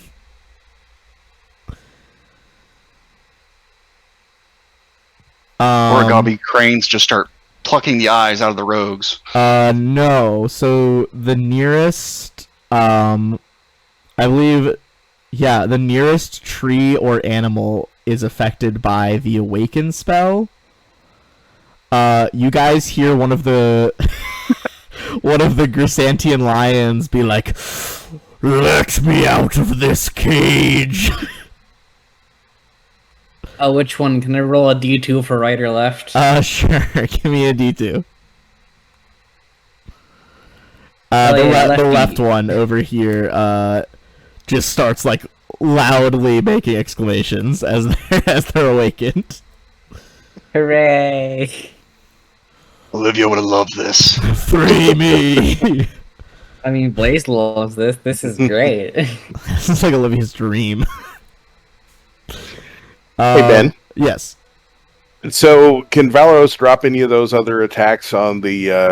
Yes. Sorry. The first 3 attacks before the next set of rolls dropped her. So, however many attacks you have on the second set, is it just the first one? Just the first one. Yeah. She takes that full 39. All 3 of the remaining cutthroats are almost at exactly the same health. They're looking very bloody right now. This one's a little bit worse off. Okay, so Galatus is going to 5-foot step here and finish off all 3 of the remaining ones. Let's find out. Let's see if it's possible.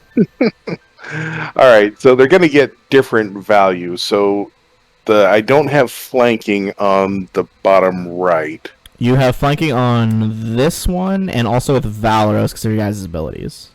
Yep. So, left and top have flanking, bottom one doesn't. Which attack roll is first? Like which person? We're gonna start with the bottom left. Okay, all right. This and one. Then top, and then the other one. And if the other one misses or is still up, it'll get the 4th attack. Okay, all right. So start with this lady. Let's see those rolls. Okay, so 42. 42 for 57. Rapier right through the throat. Cutthroat number 1 goes down. Next one is a confirmed crit Without the crit, she would not have died, but the crit pushes it up to just enough to make it happen. Okay, and the 'cause third she's attack, yes. 26. Third one's a hit, but the 40 is not enough to drop her. All right, one last attack. Oh, sorry. That 26 to hit should be 4 less because there's no flanking. So 22. 22? Oh, in that case, she just barely steps out of the way. All right. So let me add that health back to her really quick. One sec. Okay, go ahead. And the last one, 28 for... 24, though, right? Reduced? No, I did the Oh, okay. non-flank one. 28 does hit. For 32, she is still up, albeit barely. I mean, all the I think she would definitely surrender. Like, all the circle have been killed. There's a fucking talking lion. All the big guns they brought down here are dead. Last Cutthroat throws down her rapier next to her bow, and it's like, oh, all right, I give. Serve and be spared. I'll serve. Look, all right, we just. God, the council. Do you like the symbol? I was like, oh, that looks like an existential crisis. It does. It's awesome. Drag the stream back over there. You see the little symbol. What have I been doing with my life up until this point? Yeah, she's definitely just like, I'll serve. It's fine. I'll serve. All right, I bind her in a contract. Okay, yeah, like, it's almost hard to read her signature because her hand's like fucking shaking as she looks at these like super powered people. Valeros, it looks like you've got a couple holes, but I think I've got more. It's nasty Not being on fair. Yeah, I don't know what it is. The You're people in this right. dungeon You guys have can save been, that talk for the bedroom. have been beating on you guys. I'm saving for the bedroom. Okay. Yeah, well, wall's going down. you guys still hear the the lion yelling in the other room. Oh, well, yeah, I'll put its art up again. I don't think Lion's we've shown that in a yelling while. and Seraph is healing. These are like the huge sized fucking lions. Yeah. Yo, Phineas, to get down there, you also have 2 hit points you need to heal. Oh, dear. Oh, So, no. Is that yeah, a why channel? not? Yeah, since my channels don't restore on 6-hour rest, just spells, I can use all of them. Hooray! My 2 remaining ones I will use, so 48 health to each person. My friends who say clerics aren't worth it in Pathfinder fight me. And now, Blaze is gonna go up to this lion. Hi, bud! I am no one's blood. Fucking stumbled over. I am no one's bud. I am a Christian lion, a peak predator. Do you want to be someone's bud? I could be your bud. Ding. Give me a diplomacy check. Absolutely. 54. Let's It's just like, pretend that was more persuasive. yeah. Just like, if I am to be your bud, concessions must be made. Okay. What do you need? I will have my own palace fit for a Grisantian lion. Okay, so, what does that entail? You know, just... And he just walks back in the other room to laugh. He's Like, full on giggling in the other room now. I'm not an architect. Figure it out. Look out. How's, let's see. He's Blaze just smart. does a real big think for a sec, and opens a big old door. You step inside that door and see if that is to your liking. What do you make the mage's mansion look like for this dude? No, I'm changing my lesser demi-plane to look like what I think this Oh. lion would like. Lesser demi-plane. What is the whole ass demi-plane look like for this lion? It's a nice, kind of quaint, but still nice and grand. It's got like the chandelier. It's like a big It's old so quaint, but also food grand. bowl. It's got like an unseen servant just sitting in the corner. The unseen servant starts to like groom the lion, and he's like, "Yes, this palace is excellent. I have one more concession that you must fulfill. Bud? I wish Grisantian lions are inherently resistant to the flames of fire. I wish a flaming crown upon my mane." Okay. Okay, I know. I'm going to cast permanent image and make a flaming looking crown on his hand. This like beautiful, like encrusted with like diamonds, sapphires, rubies, like 5-pointed crown burning with like reddish flame appears hovering over the lion's head as it's staring into the demi-plane. It's just like, "Yes, I will be the king lion, the lion king of this plane." Yeah, good. So are we buds now? Can I pet We you? are. Well, that wasn't part of the. I will pet you. Okay. You should probably send the other lion to the plane too. We don't know what else to do with it. It like sticks its paw, like it has to turn the paw sideways because it's so huge to fit through the bar, and just like pats you on the head. It almost like knocks you over, even though it's trying to be gentle. Are you fighting if your other non-awakened friend is also in there? Until my land is rife with animal mages, I will let my brethren stay there. Send him to the realm as well. Okay. I'll open another door and send lion troop. So now I just have 2 lions, one You will awakened in my forever be demi-plane. recognized in our domain. Like both like leap through with these loud roars. All right, Okay, I'm going to go the back lions in leave. this room. Okay, I have 2 lions now. I think you misunderstand the arrangement. The lion Yeah. has a you. I'm fine with this. Clean my litter box. That's going to be nothing some but- litter. Prestidigitation The can't northern handle. deserts of my realm are simply just litterbox. Right. Well, I guess first of all, there is no one left to stop you, so I will give you guys the XP for rescuing the prisoners. Let me just double check that value, and then I'm gonna give you the XP for that last fight you just did. So you guys cured that guy. I believe I gave you guys the XP for curing him, correct? I think so. Yes, restoring Lanarel. Yes. Okay, that was the guy. We sure have a lot of things we've gotten XP from. All right, the holding cells. So you cured Lanarel. We are some thirsty bitches, okay? Everybody gets 25,600 for freeing the traumatized prisoners. Okay. What do we get for this combat? That I'm adding up right now. Give me one sec. Okay, so you got Count Goom. He's worth a pretty penny on his own. Sorry, I gotta scroll back up to the previous pages for these dudes. Okay, so Jernay plus the Count Goom.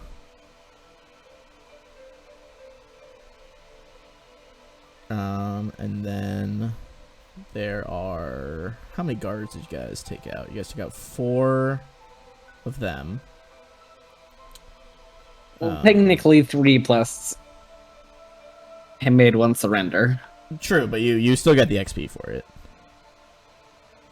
Okay. Everyone gets 62,400 for that fight. With Yeah, The Count, we leveled up. Drenay and the Ding. guards. Hell yeah, get that fucking level up. So when we finish our 2 hours of sleep, will we level up? Yeah, I'd say so. Coolio. Epic. And we should probably get treasure off those people too. And yeah, so I'm gonna do treasure next. You also, sorry, the next two things that chat drop were a random item drop and one of the hints. But let me pull up.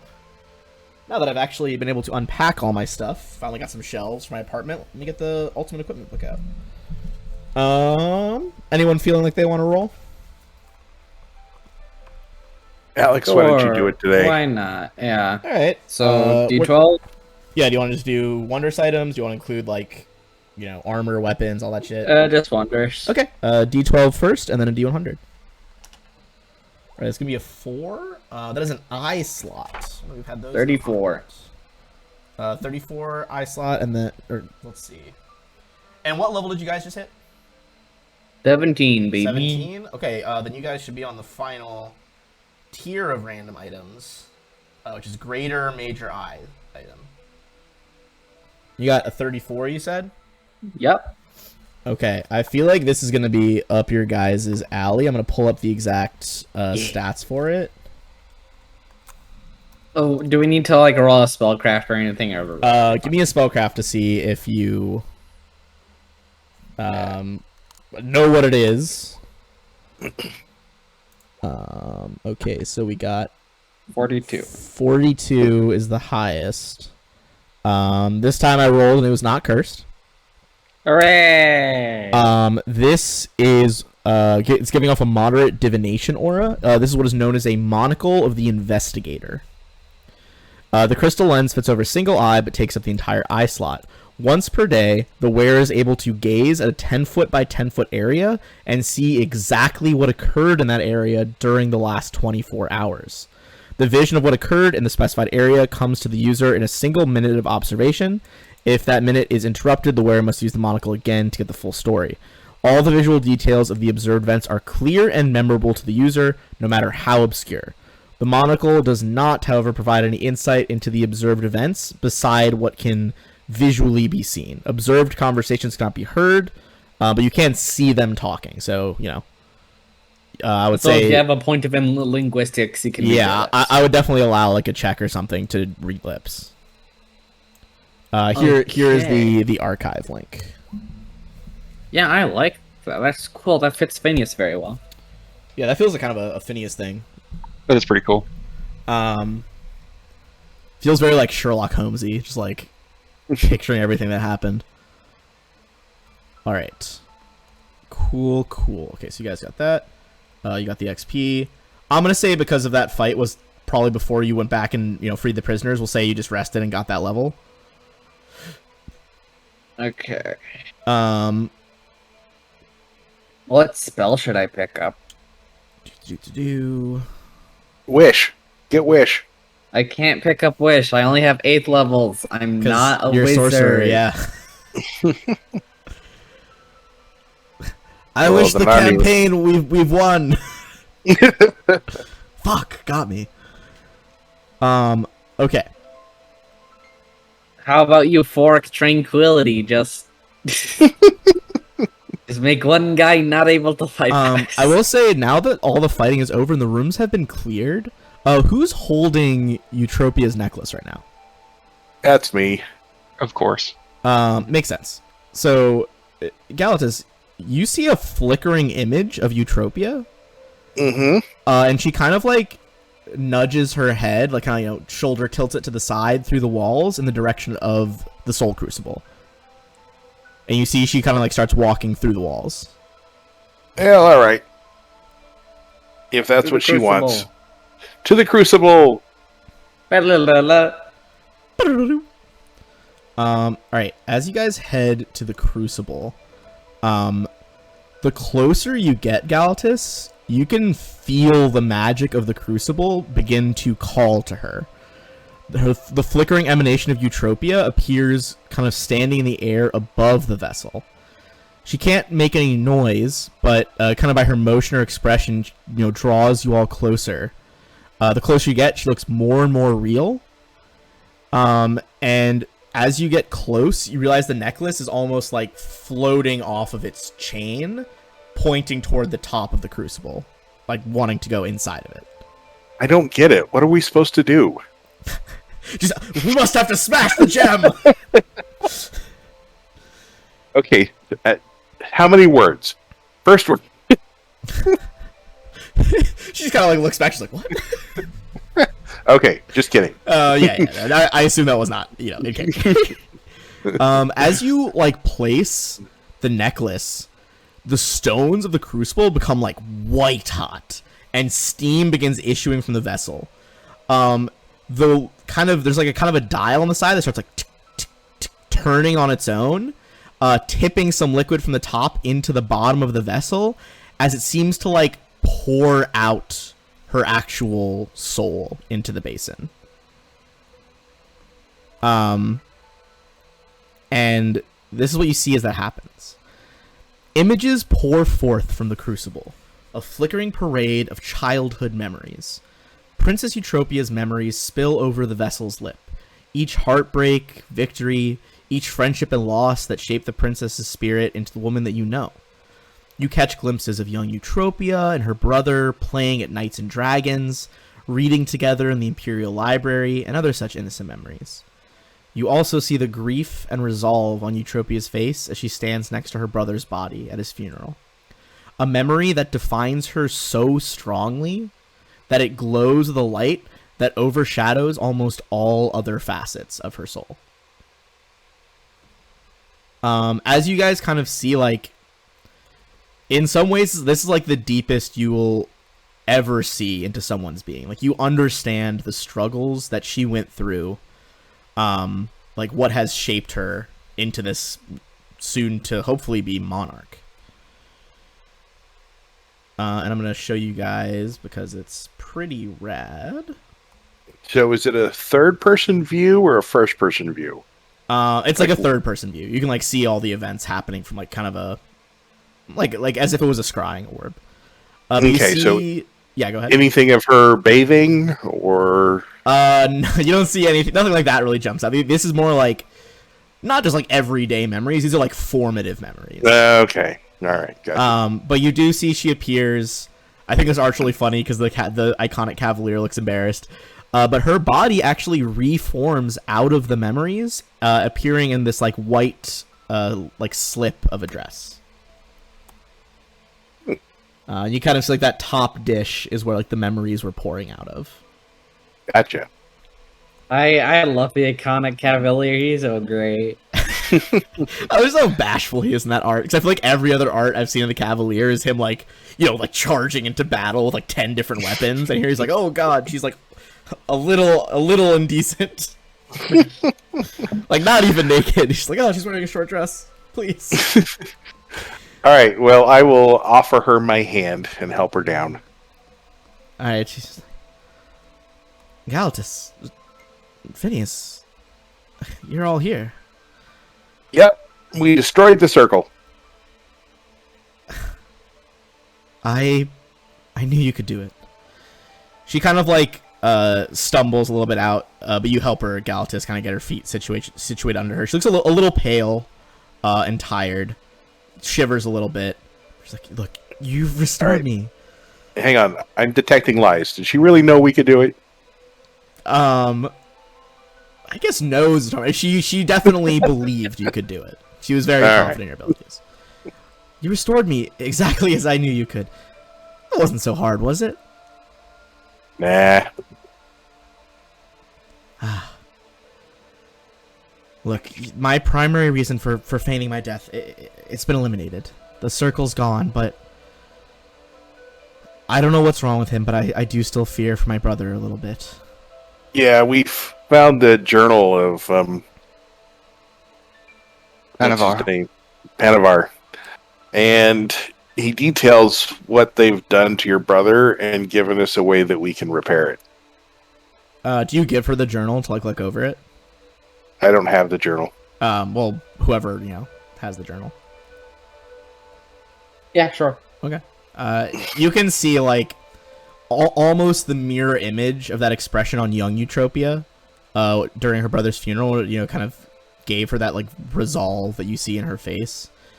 You can see that resolve settling in again as she's just like realizes that like best case scenario, you guys defeat the emperors and hopefully you can fix her brother.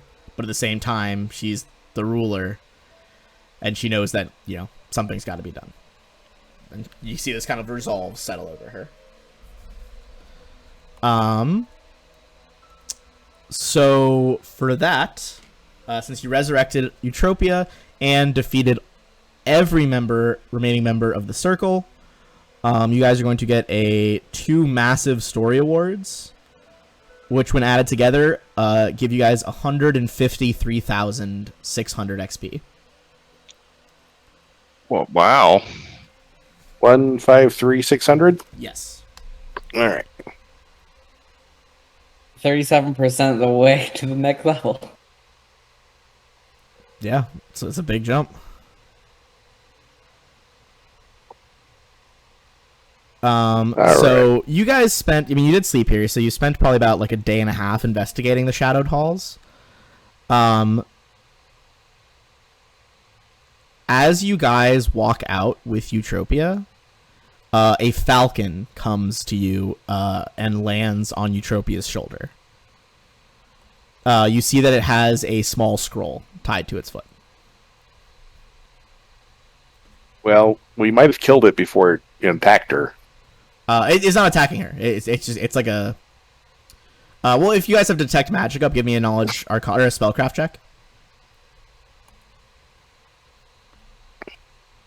Yeah, spellcraft. Yeah.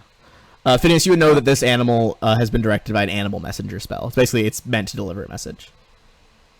Now, up to you if you still want to, attack it before it gets there, but its primary purpose does not seem to be combat.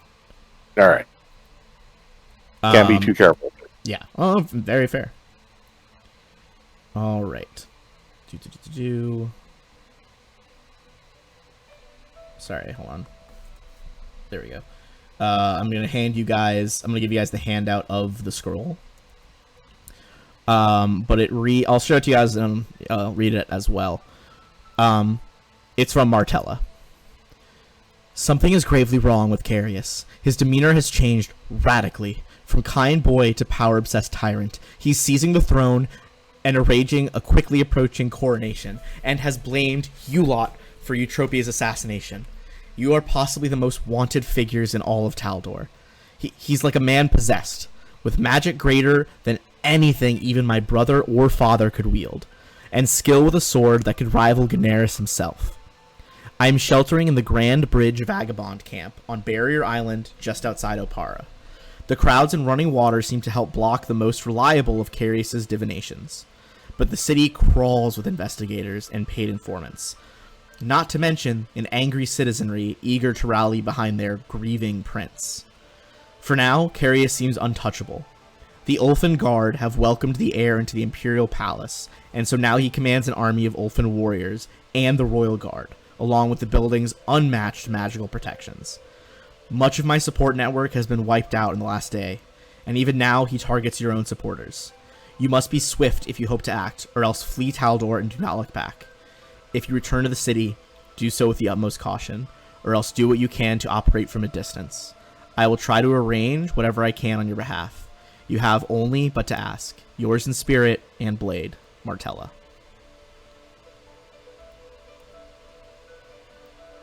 Well, it looks like he's kind of lost the fight a bit there. Yeah. Martella's definitely like, I didn't think the spirits would corrupt him so fast. This is most worrying. All right, so what do we know about using the ring that we got? Do we have to be in proximity? Can we do it from anywhere? Let me double check the ring. I believe you do have to be in proximity.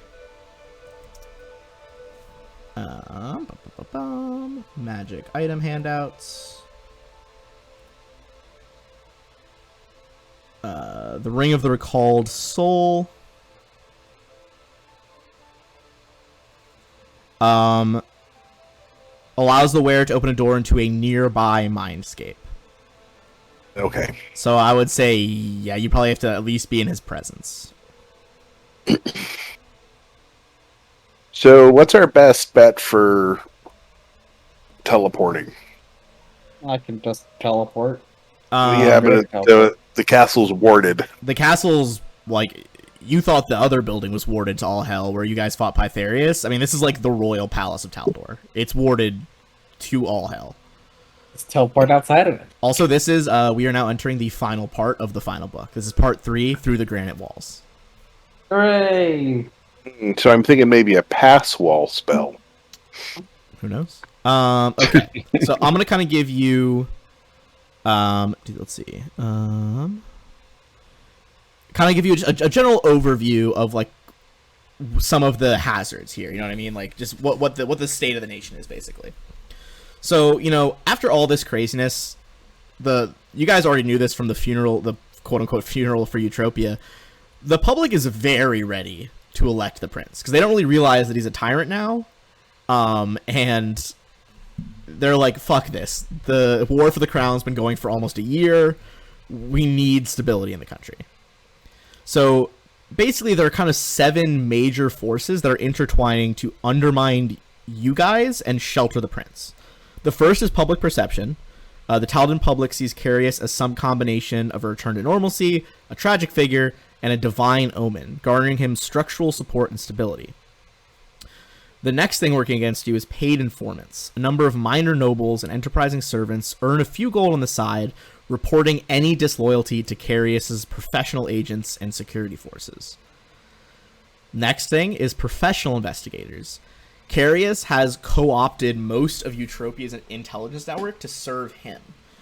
He's bolstered these resources by recruiting agents of the Sleepless Agency, detectives who are renowned across all of the continent of Avestan for their mercenary loyalty.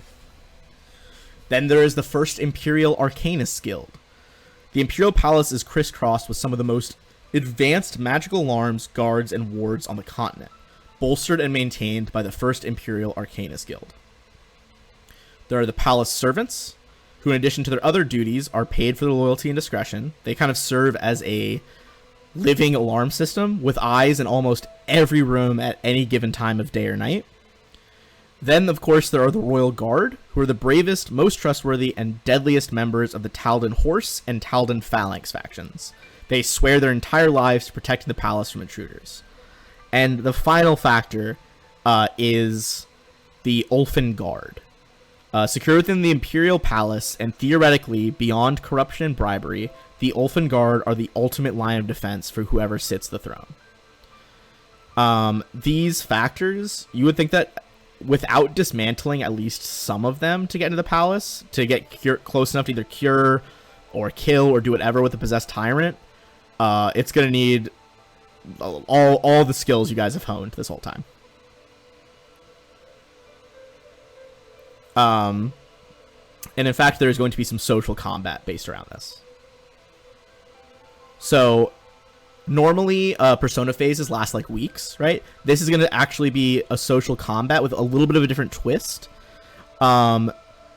These social combats will take 3 to 4 hours each, and you have about 3 turns a day.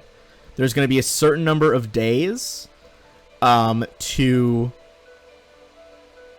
like before his coronation. At the end of each day, you do risk Carius's forces detaining or killing your agents.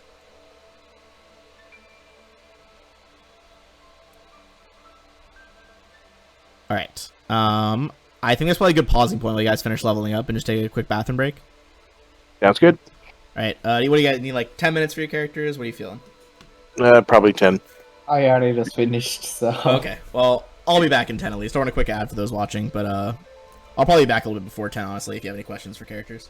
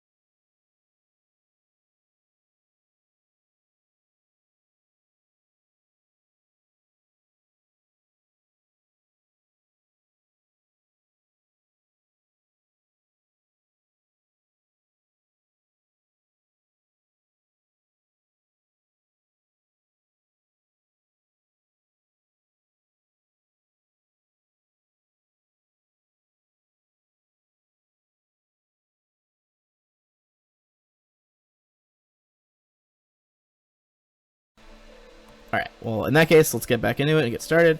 Yeah, so you'll have 6 days. On the 7th day, he'll be coronated. On each of those days, you guys will essentially have 3 social turns. Trying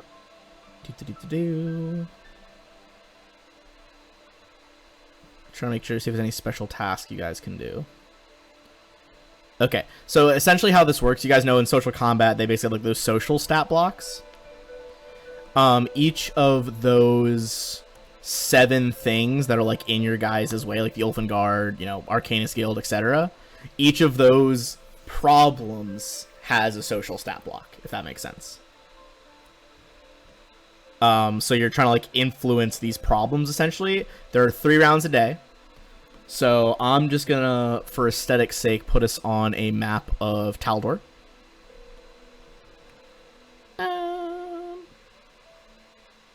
Let's do this one.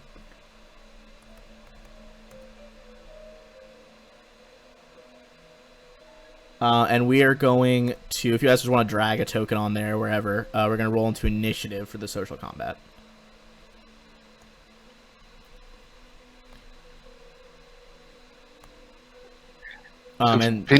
Yeah, go ahead. Phineas would like to visit a temple of Pharasma and talk to a cleric. Does that count as one of my rounds, or can I do that separately? I would say that'd probably be one of your rounds. Because you guys are basically, I presume you teleported, like, so as not to trigger anything. You can essentially teleport right outside of Opara, the capital, without setting things off. But, I mean, the 7 days, like, starts now, essentially. And I'm going to edit one of the handouts, because I know I read it to you guys, but I think it doesn't need to be in the GM only section of Roll20. I'm going to list those 7 factors so that you guys can see them.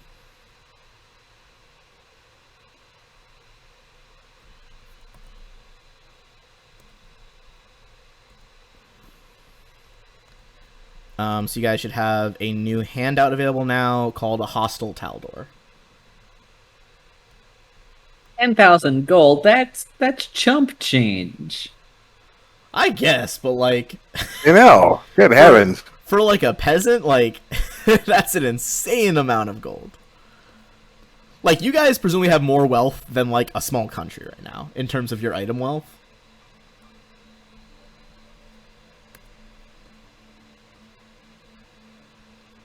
Oh, also, who's not in the order? Everybody here is. Am I crazy? Oh no, you So are. Ozias isn't. Yeah, duh. Yeah, I'll put Ozias in. That's fine. He can definitely, might as well have some checks. Let me just open his sheet back up because I'd closed it. Okay. So, let me just get a pen really quick.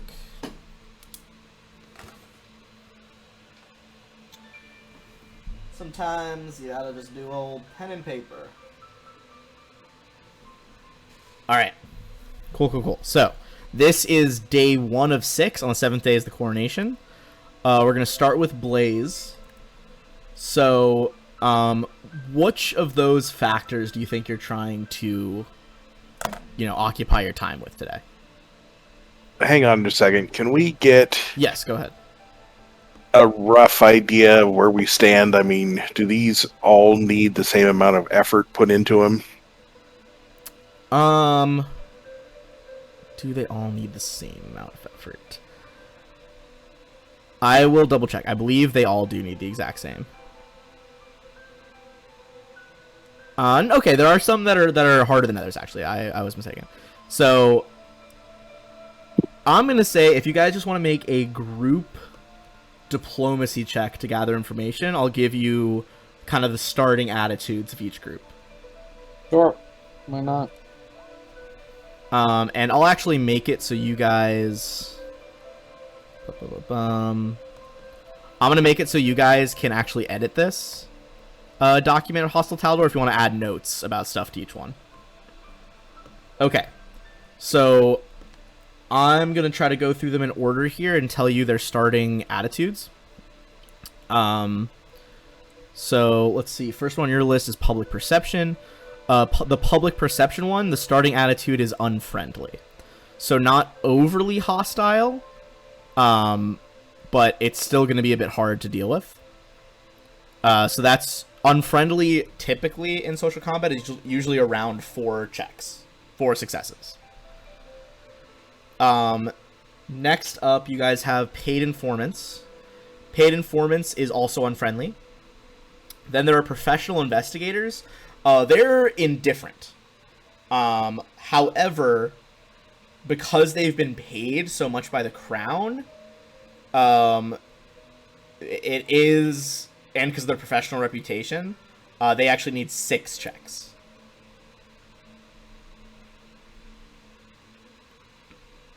Next is the First Imperial Arcanist Guild. They will need 4 checks. Then you have the Palace Servants. They will need 5. Then you have, which is after Palace Servants, the Royal Guard. Royal Guard is going to be 6 checks. The Ulfen Guard is going to be 8 checks. But you think that the Ulfen Guard is going to be the hardest to influence and the most successful influences, because they are like this is like, like the Papal Guard, like this like last super line of defense for the Emperor. Okay, and then in the social actions that are available to us, Yes. is it pretty standard like before? Yeah, so you guys will get a check to figure out what they like, what their biases are. Yeah, like what you need to influence them. And basically those checks, you can always do those like every round until you're like positive that you know what they like. And then you know which skills influence them the most. As always, you can, I believe, every time just use diplomacy. It's just going to be like, there's probably way easier checks out there, But worst comes to worst, if you fail the check to know what they like, you can fall back on diplomacy. Okay. Is there like like if we use that Imperial Cloak or whatever, is that in the rules as far as what it will do, or is that something that we would have to, like, I imagine public perception would change a lot if we showed that she is the rightful ruler? You can. I mean, a big thing, I think in character, she would tell you that she would probably want to wait till you're in a more favorable position to risk that, because most people don't know she's back yet, so that's an advantage in and of itself. Right. And second, for that to be effective, you'd have to have a pretty sizable amount of either like a large amount of the general populace see the cloak light up when it touches her shoulders, or a sizable percentage of the Senate. Okay. And both would put you guys like in pretty visible positions. So if that's something you guys want to like try, there could be, as always in D&D, repercussions. But I would say at least the princess's recommendation would be to wait on the cloak. Okay. What about other power brokers in the city? Like other NPCs that might be able to help? Well, yeah. I mean, like, there's the leader of the Church of Abadar, right? Yeah, there's actually, there's a lot of allies. Not all of them are actually in Opar right now due to the kind of unrest. Yep. I would say, well, you guys smashed the diplomacy check to gather information there. I'm going to give you guys the people who are in the city right now. Okay. Person number 1, you have, and I'll put these in the Discord as well, along with what bonuses they give you. Lieutenant Galindra Jonrek, the one that you guys helped, fight off the people who took over the cavalry when Pytharius was doing that, like, false flag operation. She's in town. She gives you a +2 on the discovery checks attempted against Royal Guard and Ulfen Guard. Baron Colbio of Breezy Creek. who is returned. He gives you a +5 because he was a man of the people, right? He gives you a +5 on public perception and palace servants to influence them. Cathan Zalar gives a +1 on all discovery checks. Duke Leonard Centimus, I believe you guys had already befriended, gives a +1 on influence checks against paid informants and the Arcanist Guild. So you guys didn't execute Pytharius, right? You turned him over to the guards, if I remember correctly. Yep. Yeah. Because you guys did that, automatically the royal guards are unfriendly instead of hostile, which lowers their DCs. Hooray! Because they like respect that you guys didn't outright kill him. Your guys' good friend Nicholas O'Cara, the Baron, gives +2 on influencing the Ulfin Guard, and the Night Swan gives +2 on discovery and influence checks against the professional investigators. And I mean, Count Bartleby could have helped, but I mean, I think you guys got him killed in the woods. I think that ship has long since sailed. What? Yeah.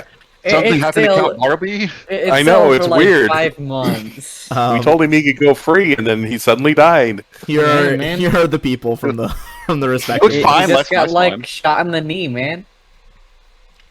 So yeah, those are everyone who's in town right now. Unfortunately, not all of them are in town, but yeah, Yo, like, where's Dame Parthena? probably with her daughter back in the town. Yeah, I know. Um, All right, so should I start like on some more of the small fries? Or Oh, and if like, you guys don't remember Cathan Zalar, that's her, the head of the Lion Blades. yeah. Yeah. Any more questions? I didn't want to rush you guys into the combat, but yeah, any more questions before you guys gonna get into the social side of things? Does the princess have any other allies? I mean, I understand that most of her thing was co-opted, but is there anybody that if we said, hey, look, the princess is alive, we're still trying to put her on the throne, would be find that favorable? Let me just double check. I don't believe so at the moment. But there might be Wow. opportunities. Basically, there are going to be different events as the days go on.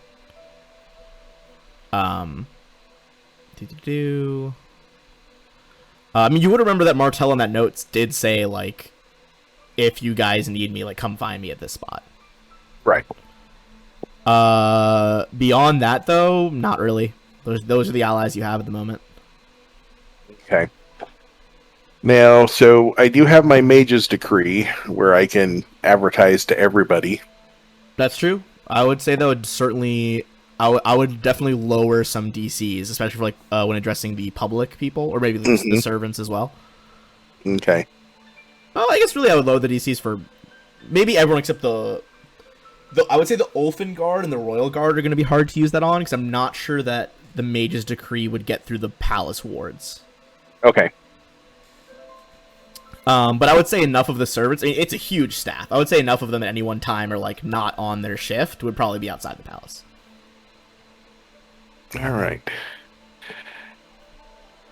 Well, I guess we're ready. We probably want to do discoveries first on most of these. Yeah. Who are you looking to discover? Isn't it? Blitz? Right. Yeah, I Isn't it would Blitz like first? to try to discover public perception. See Public what they perception. All right.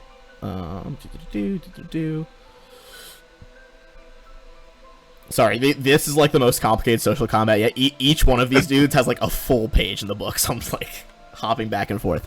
Okay, discovery for public perception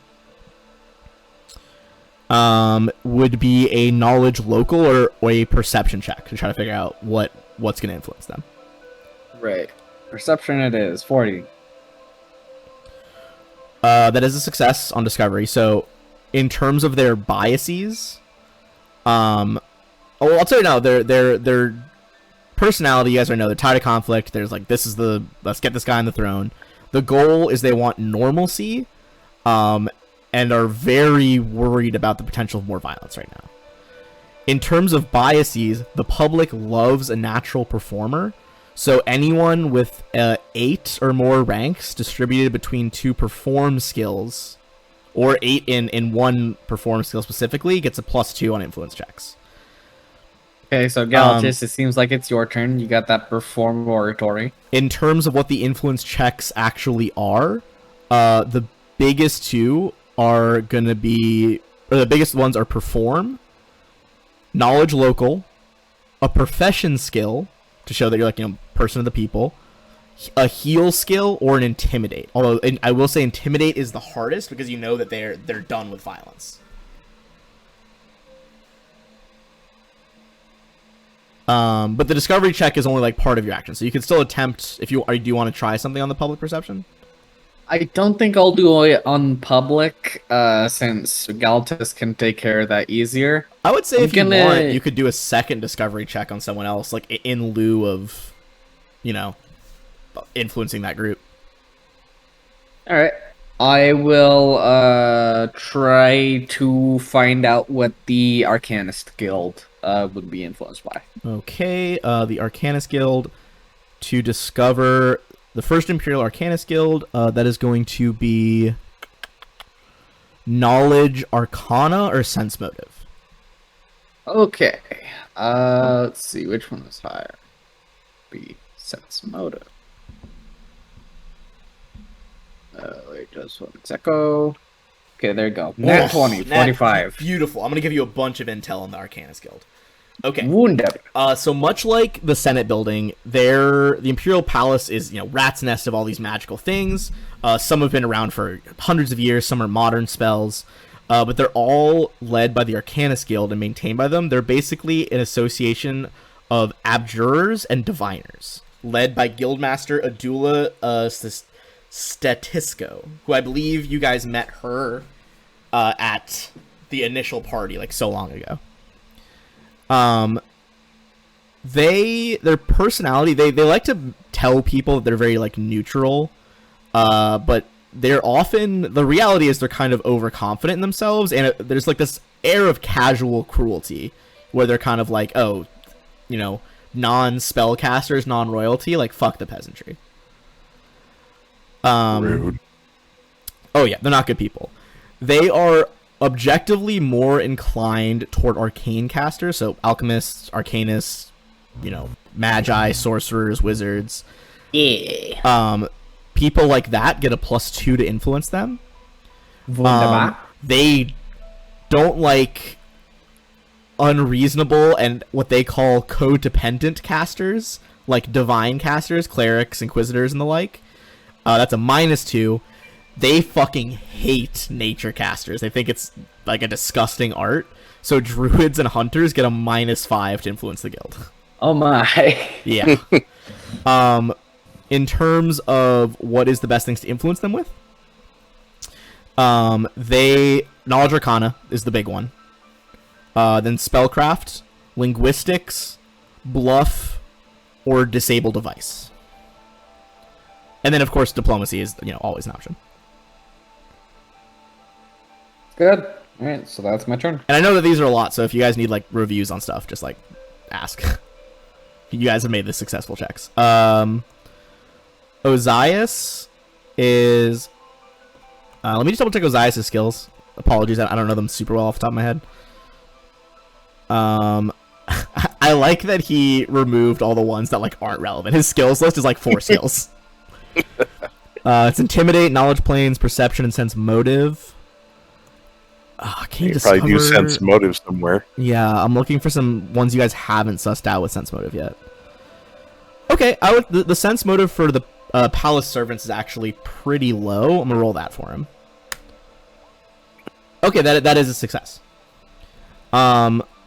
The Palace Servants, they take great pride in their work. They like to think the Empire rises and falls by virtue of, like, these unseen hands who support the leaders, you know. More than most of these groups, the Palace Servants work largely out of patriotism. You know, it's not the most glamorous jobs oftentimes. You know that most of them know Eutropia from her years living there. They really fondly remember her, and they can recognize the genuine princess at a glance. So, like, if these people saw Eutropia, they would very quickly be like, oh, that's the real her. We like her. Their biases, they show strong favor to anyone who has treated other servants well in the past. Which I believe you guys in my notes, you guys actually garnered a pretty good reputation of that with how you acted at the Palace of Birdsong to the servants there. You guys treated them pretty good. Yep. So that's actually going to give anyone who tries in your group a +5. And you guys would know that the best influence checks are profession, any profession skill. They love workers, or sense motive. Alternatively, you could also use diplomacy or craft. Since one of them's sense motive, I'm actually going to go ahead and just do another sense motive check for Oziah. See if you can get an influence on the board for you guys. That is 1 successful influence on the board for the palace. Yay! So Ben, Yes. it would be a +10 to his roll, right? So he'd have a 37. Well, +5. What's the other +5 coming from? So +5 we got from influencing people, and then +5 for treating servants well. Oh, yes. Both of those together, yeah. +10 total. So you got a 37. Okay. So is that 1 or 2 successes? That's what I'm double checking right now, because I know if you hit a certain threshold, it's 2. The thresholds are really hard in this final one, though. It means book 6. It's very close to the second, but it is not enough. It's one success. Okay. So I'm gonna be kind of edit the hostile Taldor document as we go. I'm gonna put that palace servants have 1 out of 5 right now. Okay, Galatus, your turn. All right, just so that we can cover things going on, I'll be casting this every day on the princess. Seer's Bane. If anybody tries to scry on her, Gotcha. or There actually divinations. are some events where they do try to scry on her. It's not going to be every day, but that you can cast this every single day, right? I can. And for I've also 17 got- hours a day. Yeah, I mean, the odds that they strike when it's not up is pretty fucking low. And then non-detection on me, and does anybody else want it? Sure, I I'll could take do a Valoros. non-detection. wrong. What's that? I'll take a non-detection if All you're right. on go. So yeah, me and Blaze. And Phineas, you already have Mind Blank going. hmm Okay.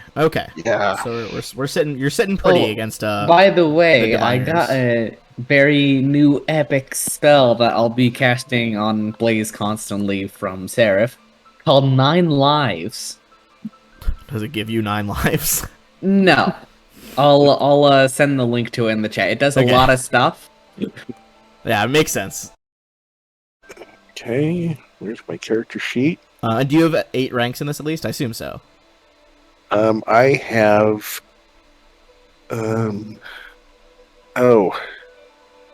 Wait, hang on. Is that not updated for my character sheet, or have I not been leveling that? I mean, you can still make the check without that. You just get the extra +2 if you're at least 8 ranks in it. Yeah, I don't have this sheet updated. My Hero Lab, I have 17. Okay, yeah, I mean, if it's on your Hero Lab, I trust you. That's fine. So you're getting a +2 from that, and because of Calbio of Breezy Creek, you're an extra +5. So this roll +7 Okay. is the total. That is a success, and let me double check the perform is. It's actually gonna be 2 successes. Woohoo! I believe you needed a 45 to get 2 successes there. I am beloved by the people. So public perception. You guys are now at 2 out of 4 for public perception. Okay. Phineas, what you feeling? So do we get to do 2? Oh, sorry. You get to do a discovery and a reg. So do you want to do a discovery, Galatus, on one of the I other do. factions? Yes. Good call, Phineas. I forgot to do that. By the way, whenever we do discover something, could you put like 0 out of whatever, just so we know what we've already Discovered? Yeah. Yeah. You think who you want to discover right now, and I'll start doing that. Okay. Arcanists. Alright. You guys did discover the Arcanists, so you're at 0 out of Sorry, let me scroll back down to them. 0 out of 4 for the Arcanists. Servants, you've done some stuff. So you haven't discovered the professional investigators, the paid informants, the Royal Guard, or the Ulfen Guard. I'm gonna go with Royal Guard. Okay. Diplomacy. Scroll one down. Royal Guard. Royal Guard discovery is either diplomacy or sense motive, Let's see. or profession soldier. Actually, if you have that, but I don't think that would be your best. Yeah.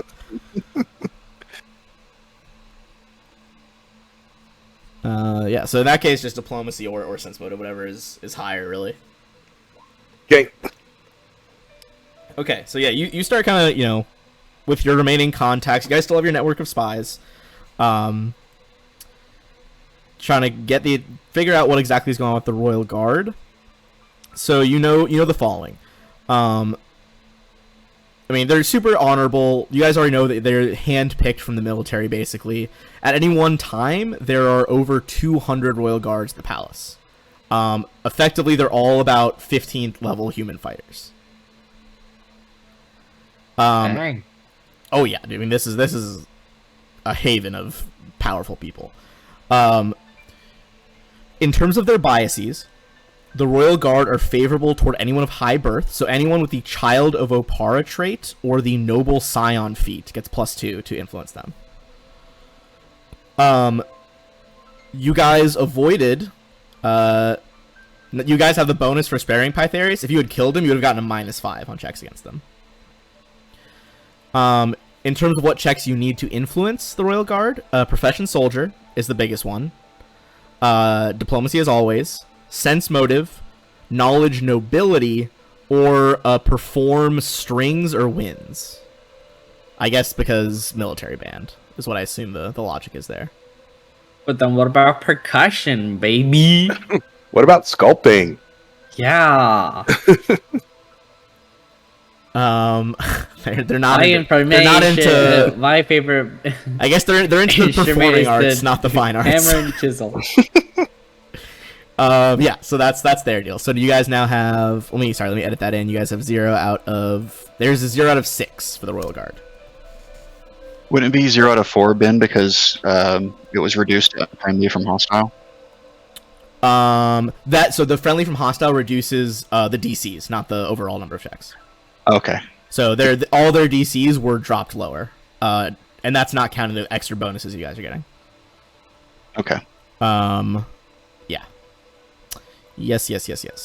Okay, so did I edit that? I did. Now it's Phineas. Sorry, now the discovery check. Phineas, do you want to do discovery on one of the others? Yeah, professional investigators. Okay. Professional investigators. Go back up. That is going to be appraise or sense motive to discover them.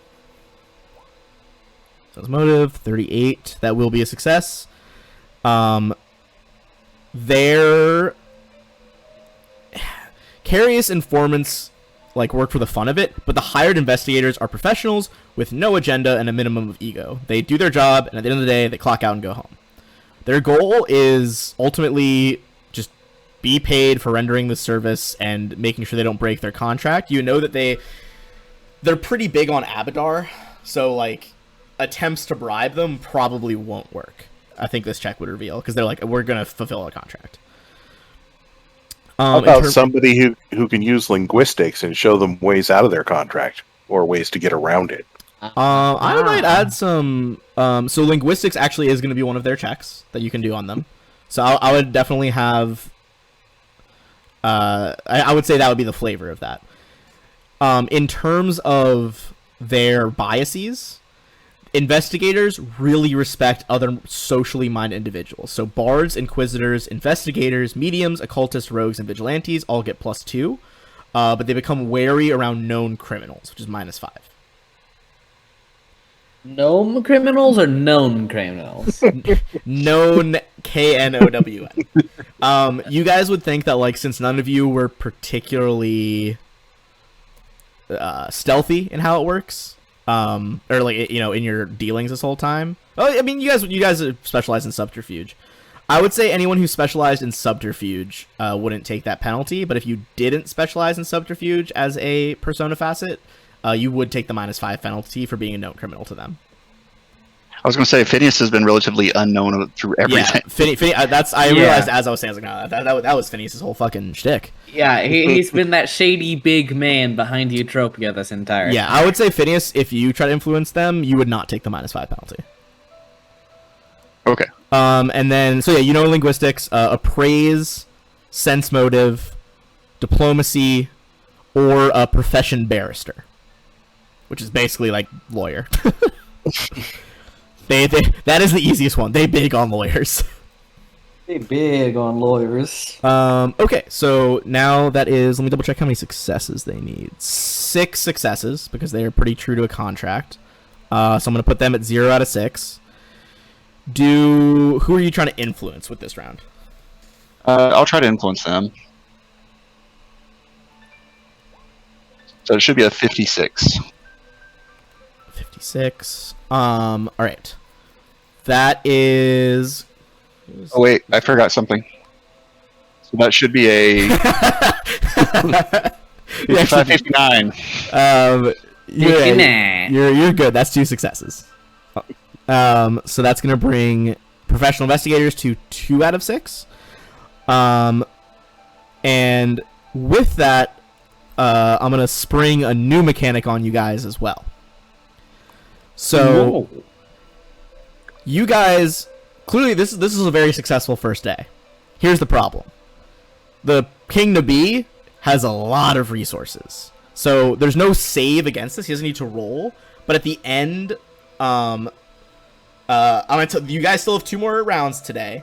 But at the end of this day, he is going to take agents from each of you. He's going to capture them, detain, or kill them. You guys can attempt to recover agents during the social combat. But essentially, yes. So essentially, I know this isn't a persona phase because it's quicker than that. But essentially, once you guys run out of agents, you're not going to be able to influence these people anymore. Okay. So basically, at the end of each day, I'm going to roll 2d6 for each of you, and that's how many agents you lose. Once you don't have agents, until you take actions to regain agents, you can't act. So I'm going to say, like, kind of after this first round, a few of your guys' agents, like, don't make it back, and you begin to realize, like, oh, this is, like, the most hostile situation we have sent our spy networks into. Well, good to know. All right. But that being said, you still have 2 more rounds today. 2 more rounds on day 1. Well, yeah. Blaze. Which group was easily, influenced by sense motive? A few you can do sense motive with, but do you want to do a discovery first? You guys still have 2 unknowns here. Sure, I'll do a discovery. There's paid informants and Ulfengard. What does paid informants call for? Paid informants calls for knowledge, nobility, or sense motive to discover. Okay. Drop a sense motive on those bad boys. All right. Yeah, 43. 43. That is a success. So paid informants. I mean, really, they're just kind of profiteering bystanders. They love to know who said what and when without much care about context or consequence. Definitely some gossipy people. There are a few informants who are genuinely interested in maintaining peace and prosperity, but the vast majority simply want to improve their standing by taking well-timed digs at other dissenters. Their bias, quote-unquote, informant's allegiance can be bought for 1 turn. So if you spend 500 gold pieces, you get a +2 to influence them. In terms of influence checks, you can use knowledge, nobility, sense motive, appraise, bluff, or diplomacy. Cool. What did we need to influence Imperial again? Give me 1 sec to change it to 0 out of 4 on that, so we know where you're at. For the Arcanist Guild, Knowledge Arcana is the best, or Spellcraft. Yeah, those are by far the two best ones. All right, and the Palace Servants. Palace Servants. Scroll past those Professions, dudes. Sense Motive, Diplomacy, and Craft. Correct. Wunderbar. Okay. I love when players take notes. What a time to be alive. I am going to use Seraph's Domain spell, which is Moment of Prescience, for this level, and put that on Sense Motive and roll that. So this has plus 15 plus any of the other bonuses. I believe to, you're not Palace allowed Servants. to use spells that aren't like, because this is over the course of 3 or 4 hours. Does it last that long? Yes. Okay, then yes, you can do it. So 34 plus 15 plus, I'm pretty sure, another 5? Is it not 43? You clicked it twice. No, that was Oh, that was the first overall one. one. Yes, you're right. Okay. Yeah. So 34 So, plus um, 20 total, I'm pretty sure. And you're No, you're doing the Palace Servants right now, you said? Yeah, Palace Servants. Okay. we have a plus 10 for them. Yeah, you so have plus 10 total. So that should be So 40 25. 25? 25 total. Oh, Yeah, plus because- 25. is what Yeah, you're saying. plus 25 total. So 5 so- from treating the servants well in the past, 5 from Calbio. Calbio. And then plus 15 From from the Prescience. spell I'm using. Okay, so 25. Okay, so that's 59. 59. All right.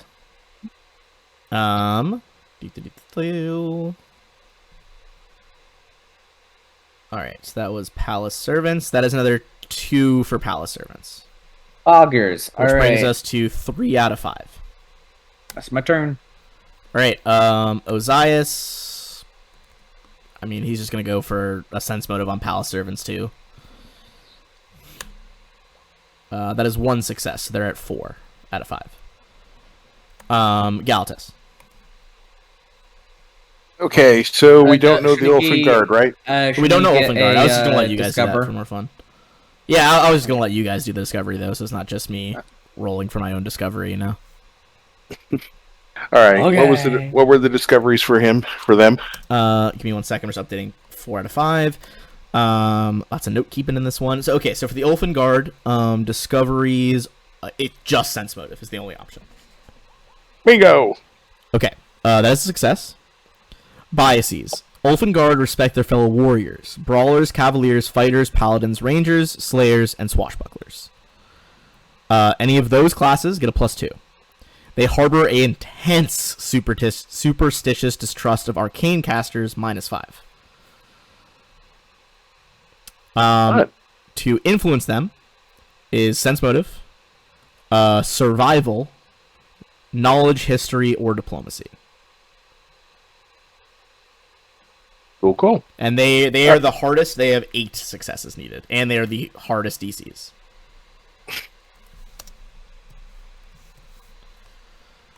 All right. That was all right. So everything's been discovered. All right. Who are you trying for? So, public. All right. Public perception. Get that dusted off. Yeah. If you could get 2 successes here, I might be able to seal the deal. So plus 7, 55. From oratory. That is gonna be another 2 successes, which is the public's perception. All right. Woohoo! Sounds One good. down. Well, they might do something to negate that. Yeah, they we might do have an opponent here. Yeah. The And basically who the cares opponents, about their opponent? in addition to trying to kill you, they are going to try to, like, you know, they're not just going to let you guys run an information campaign and be like, Opponent. we're with them now. They're like, no, opponent. they're not cool. They're not. Stay with us, servants. We got you. Okay, but at least for now, you guys do get the well, I guess I'll give the XP rewards for shifting them at the end to make sure you guys still have their stuff.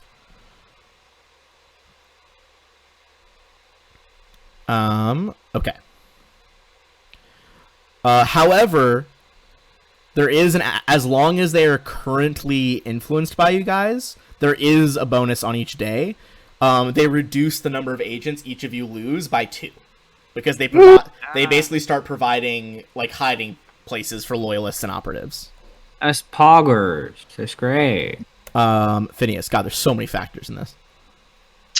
So professional investigators. Yes, sir. So I would get a +4 to whatever I roll. Yes. 35, so 39, and that's linguistics up to a 44. Yep. That is going to be 1 success for linguistics.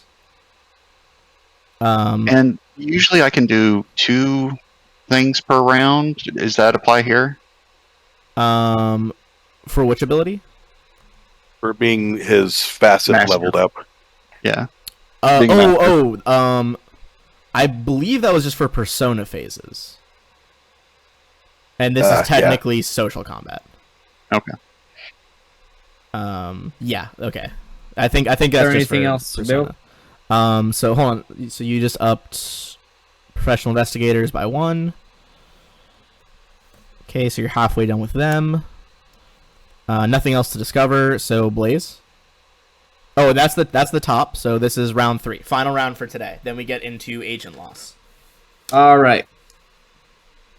Gonna try to dust off those palace servants. Okay. You should really leave that one for Ozias and try and work on the. I will say Ozias does not Arcanist. have a lot of skills. Okay, That's, Arcanist. Ozias' only other viable option is like Intimidate, which is there's a few you guys can intimidate, but it's like the hardest skill possible because they're all just don't want it. So Spellcrafter Arcana, which one is better? In terms of like how well they work, they're about equal. I think they actually are equal, exactly. Alright, I'll roll big brain then. Arcana. So 35 For plus the any Arcanist bonuses. Guild. You are a sorcerer, so that's a +2, so 37. +1 for the other thing, so 38. 38. That's close to getting 2, but that is just, 1 success for the guild. Alright. Alright.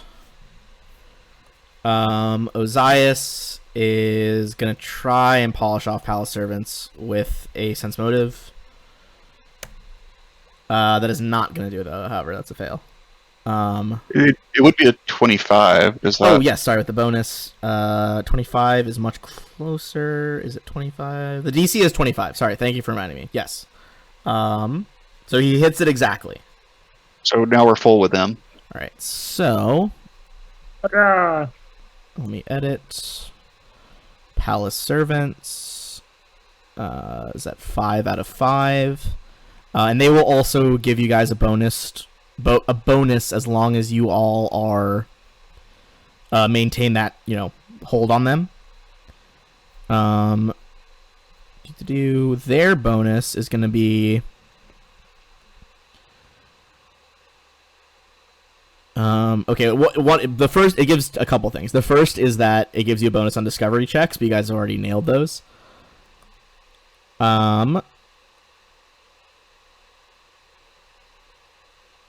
Ooh, okay. As long as you guys maintain your hold over the palace servants, starting tomorrow, if you guys still have the thing, every PC can take a bonus action once a day to do a second influence check. Ooh. So nice. not on all 3 of your rounds, but on one of your turns each day, you can do 2, as long as you guys maintain your hold on them. That's Poggies. So yeah, they're good to keep a hold on. Also, for when you guys actually go to the Royal Palace, if you end this scenario with their help, you do get bonuses to notice like illusory walls and traps and shit like that, because they like know all the little hidey holes. Okay, yeah, hell yeah. So, that is Galatus. Yes. Have we contacted Martella at all? You have not yet. Can we do that outside of these turns, or is that an action? Or Let me double check the Martella event. Okay, meeting with Martella. You guys can just do that as part of this, like, any one of these days, because the days are only each round is like 3 or 4 hours. You do 3 rounds a day. That's only like 9 hours. Mm-hmm. So So we do want to connect up with her, let her know what's going on. I mean, we have the sending spells. I mean, Yeah, I mean, I would say if you guys want to finish up this day 1 and then go hit her up. She's basically it's not marked on the map. It's not that big island down here. But she's on like a tiny little island off the coast of Opara. got it. Basically, it's like a little thing near the port that like a lot of smugglers and like vagabonds hang out at. But for now, who would you like to try to influence? The Ulfen Guard. Oh, fucking shooting for the stars here. Okay. And don't forget, my first level was Swashbuckler. That is true. That is true. That's a +2 then. Yeah. All right, and I'm going to go with diplomacy on these guys. And you guys are like really good friends with Baron O'Kara, so you get +2 from him as well. So +4 right. to whatever you get. Isn't sense motive better? Sense motive is easier, but that actually is still a success with diplomacy. Okay. That is 1 success, so you're at 1 out of 7. Alright. As you kind of your agents start some murmurs among this like, unflappable, never betray the royal crown group as they're introduce like that first worm of doubt within the Ulfen Guard. Right, because we want them to support the crown, and the guy they have there isn't it. Yeah, I think honestly, by the end of this day, they've let him in the palace. He's probably starting to show some pretty crazy behavior, like Martella said. So like, at this point, it's almost like when like Game of Thrones style, like the Kingsguard have given their word to protect him, but he's starting to act a little crazy. But they've already given their word. Yeah. So they're a little on the fence now. Phineas, this will be the final one for day 1 out of 6 days. Professional investigators. All right, hell yeah. That is success to 40. So 40. Okay, so that's another one for professional investigators, bringing you up to 4 out of 6. 4 out of 6. So getting pretty close on them. All right. So before I do rolls to see if any of your things are reduced, we're gonna start with agent loss. Does everyone know how many agents you have? I do. Okay. Yep. So I'm gonna start with the exactly roll 20 for Blaze. Blaze, you would have lost 10 agents, but because of your palace servants, it is reduced to 8. Yeah. Sorry, public perception, it reduces it to 8. Oh, I don't remember. Is that in his notes anywhere, Froze Eyes? I don't see it.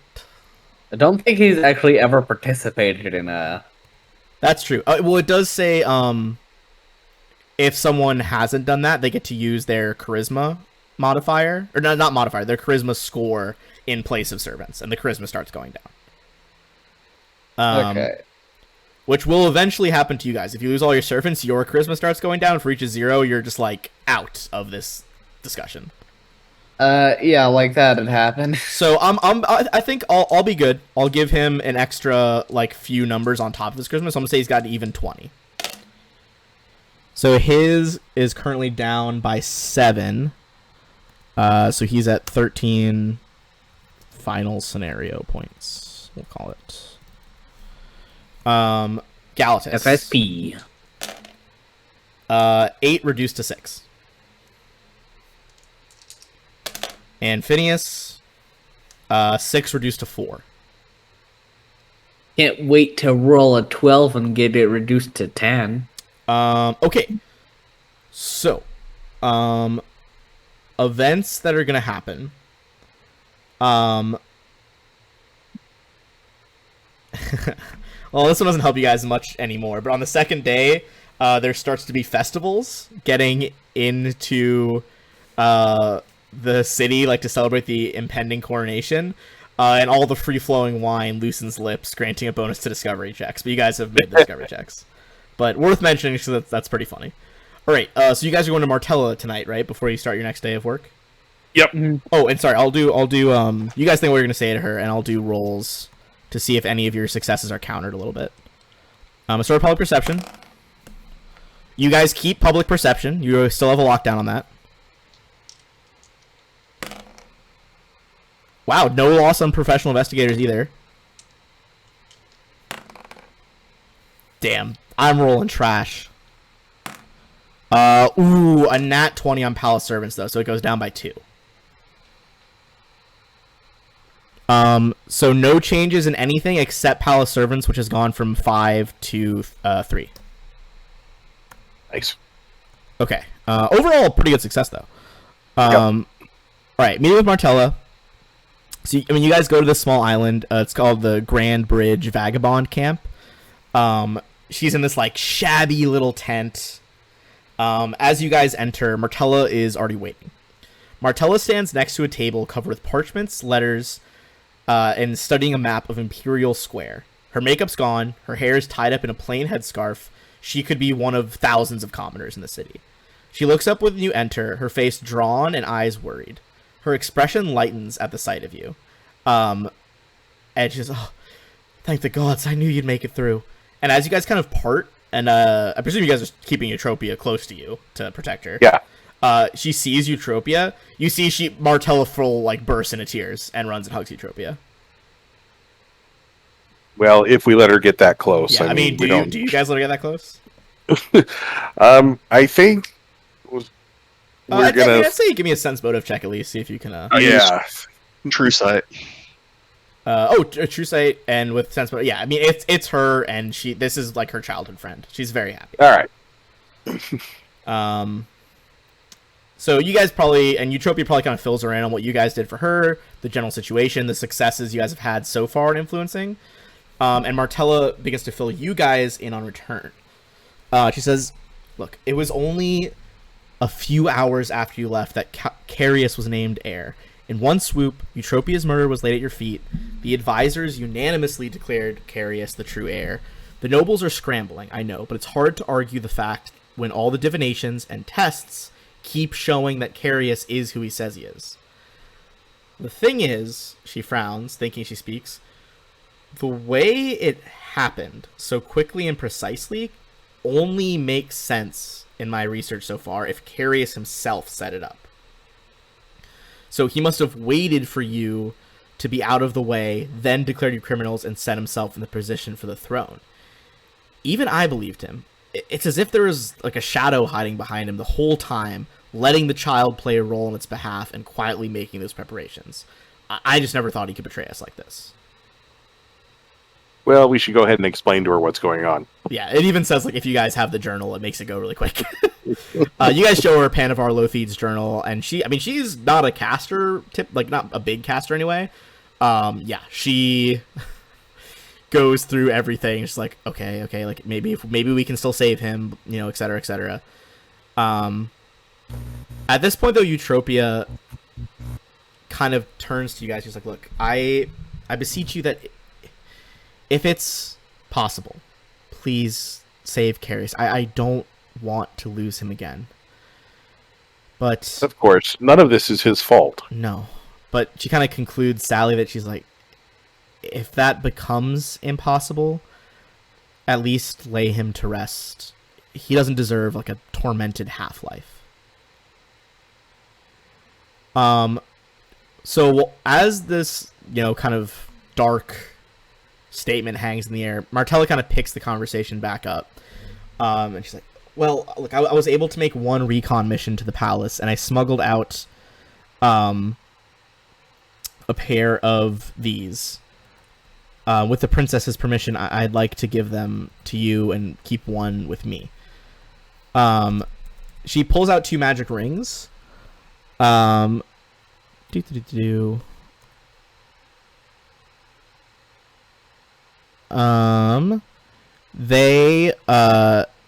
are rings of friendship,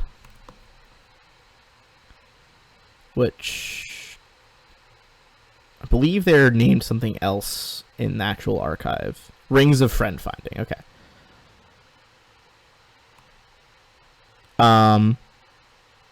Basically, I mean, you guys can either leave one with her, or you guys can take both. Essentially, when you activate it as a standard action, the direction, distance, and general condition of the other wearer, as if a status spell has occurred. So, just paranoid here. What happens if somebody takes this from her? Do they have the same ability, or is it gone once the connection's gone when they take it off? They'd have to attune it to themselves. So you would probably notice the lapse that like there would be a 24-hour period where it wouldn't be registering as anyone, and you think it'd probably be pretty suspicious if it then popped back online, you know? Got it. So All right. I think you'd pretty easily be able to tell. All right. So yeah. So do you leave one with her just so that like she can keep in, you know, at least some sort of idea about you guys, or you guys kind of splitting that in the party? Okay. Yeah. Yeah, whoever wants to wear that can go ahead and put that on.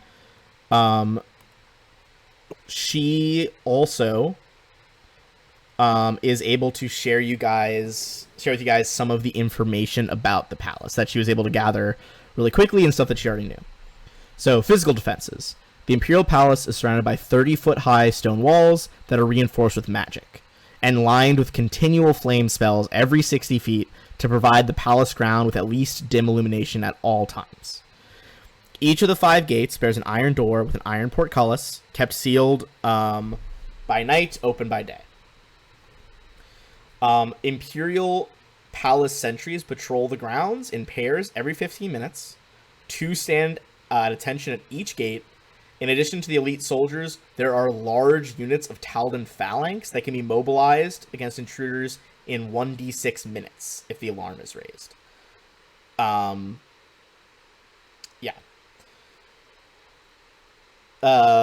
Magical defenses. The entire palace is blanketed with a permanent dimensional lock effect, preventing use of teleportation or summoning magic.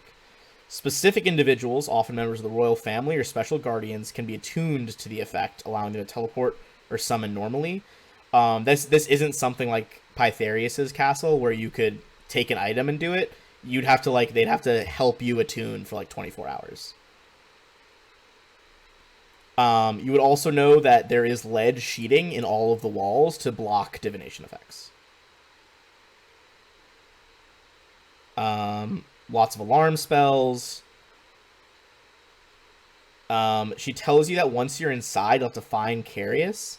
You would likely think that he is in his private chamber, which is near the throne room, and she kind of gives you a map as to how you would get close to that room. But that is all she was able to pass on to you guys. Do you guys have any questions for her? I need a quick restroom break. Yeah, okay. Well, we can take 5 here, and we'll finish up after that. Run a quick ad break for those watching.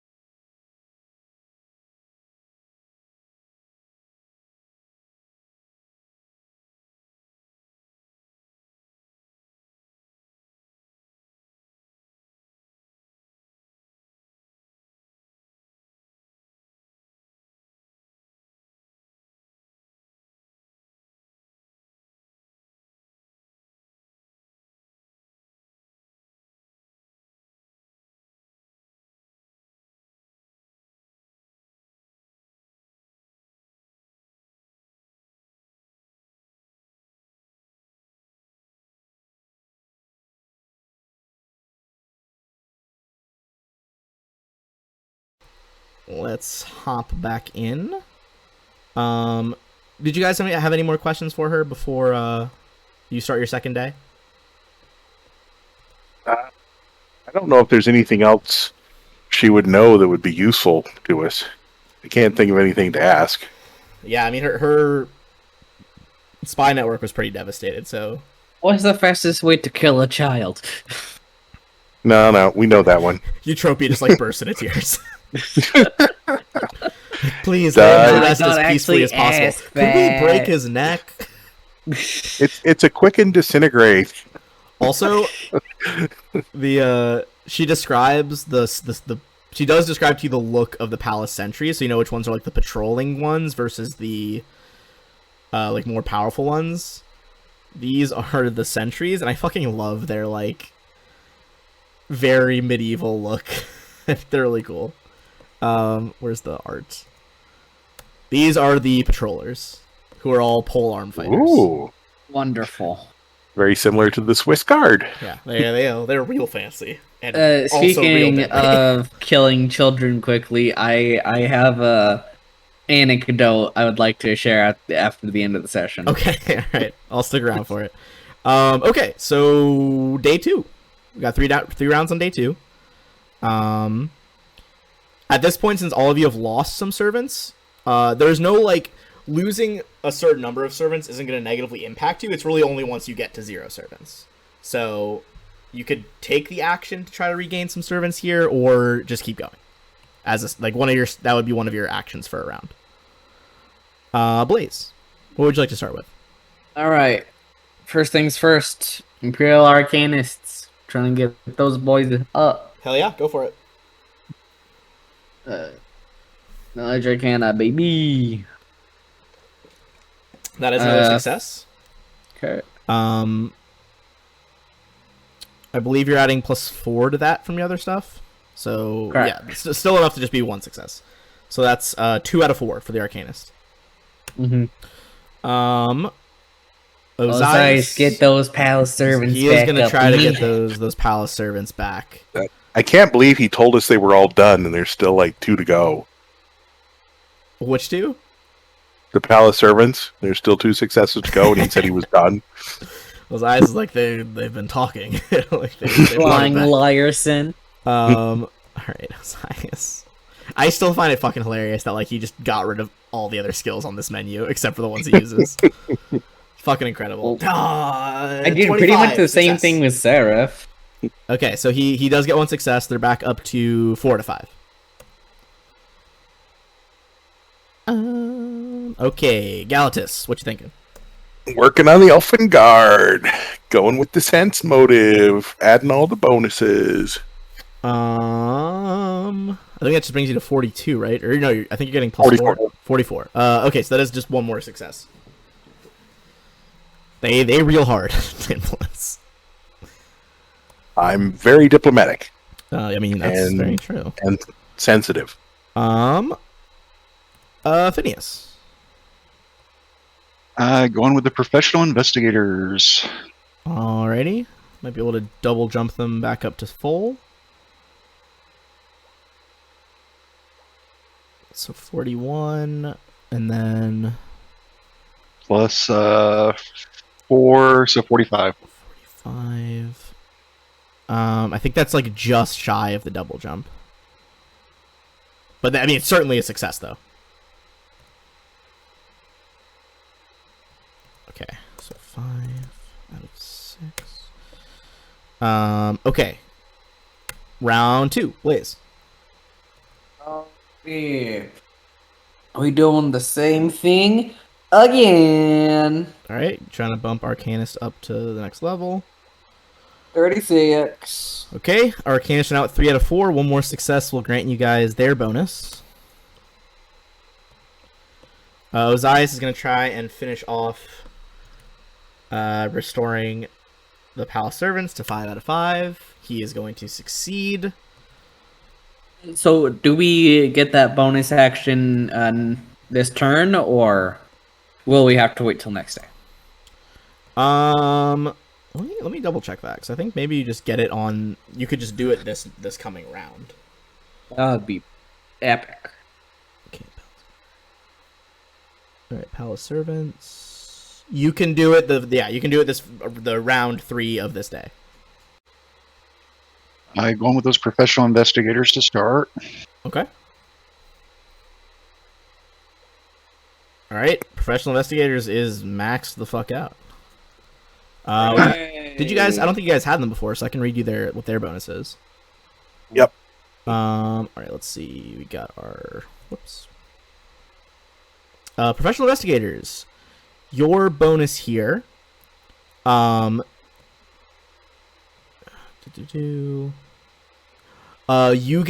guys get to roll a d6 to reduce the numbers of people you lose.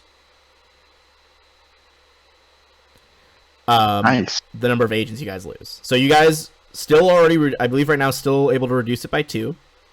And you get to add a d6 on top of that.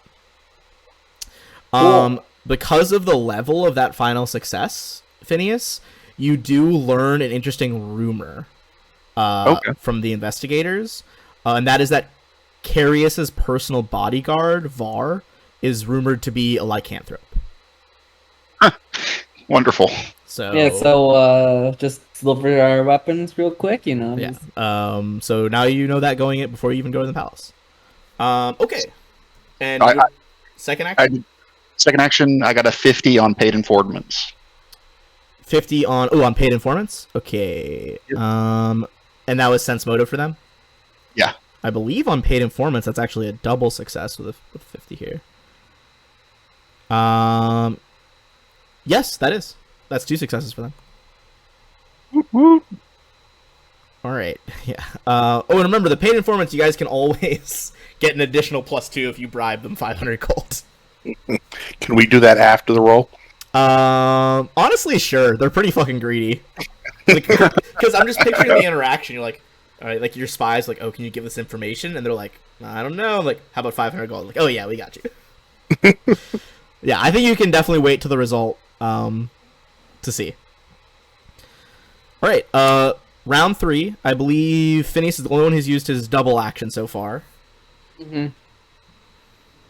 Alright, I am going to use Moment of Prescience with Sense Motive on the paid informants. Okay. And yeah, that's +15. I'm pretty sure that's the double success. That's already the double success, even without the other bonuses. Wunderbar. So you guys are doing pretty fucking good. Not surprised. You guys have very good spy networks. Okay. So that was the paid informants, right? Or Yeah. Paid informants. Let's see. Go back up. All right. Paid informants. Their benefit. You guys managed to befriend them. They also let you guys. Wait, what?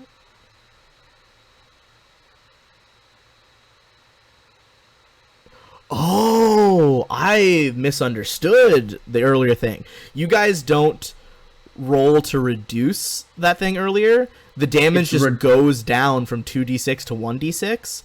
As long as you guys maintain the informants and investigators, you only lose a d3 agent, as long as you keep both of them. So unless they roll a 3, we don't lose any agents. As long as we keep all 3 of public perception, paid informants, and professional investigators up? Yes. Dang. Alright. So that's pretty fucking significant. And then I am also going to, with my bonus action, roll Knowledge Arcana, trying to dust off Imperial Arcanists. Okay, go for it. So that's 40. Alright, that will do it. Yeah, his forces are definitely gonna be targeting the stuff that protects your agents on his turn. Okay, so that was the Arcanist Guild. That's 4 out of 4. What do they give us? Because I think that's the first time we've gotten them. Yeah, that is the first time you guys have gotten them. Okay, so for the first Imperial Arcanist Guild,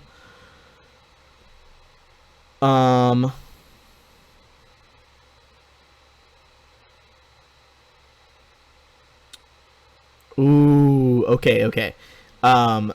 So what you guys learn is some of the mages let slip that the Carius who sits on the throne at almost all times is a sophisticated illusion created at Carius's request. So as he claims to fear an assassination, like the one that took his sister. Or the one that's being plotted against Or him? the current one that is being plotted, yeah. Yeah. So, yeah, basically, you would know that he... Like, if you guys see him on the throne, almost certainly it's an illusion. So that doesn't directly affect this, like, contest here, but is good information to have. Alright. Ozias... Let's Blaze. What was their benefit? No, They that like, is the benefit. Basically, it's, Okay, there's no mechanical benefit for the social combat. You just get to know that, like... But that is some pretty juicy information. Yeah, and, I mean, you guys would think that, like, without the prior knowledge, like, whatever crazy illusion, like, an entire guild, you know, dreamt up, it would probably have been pretty hard to fucking crack that it was an illusion. So, yeah.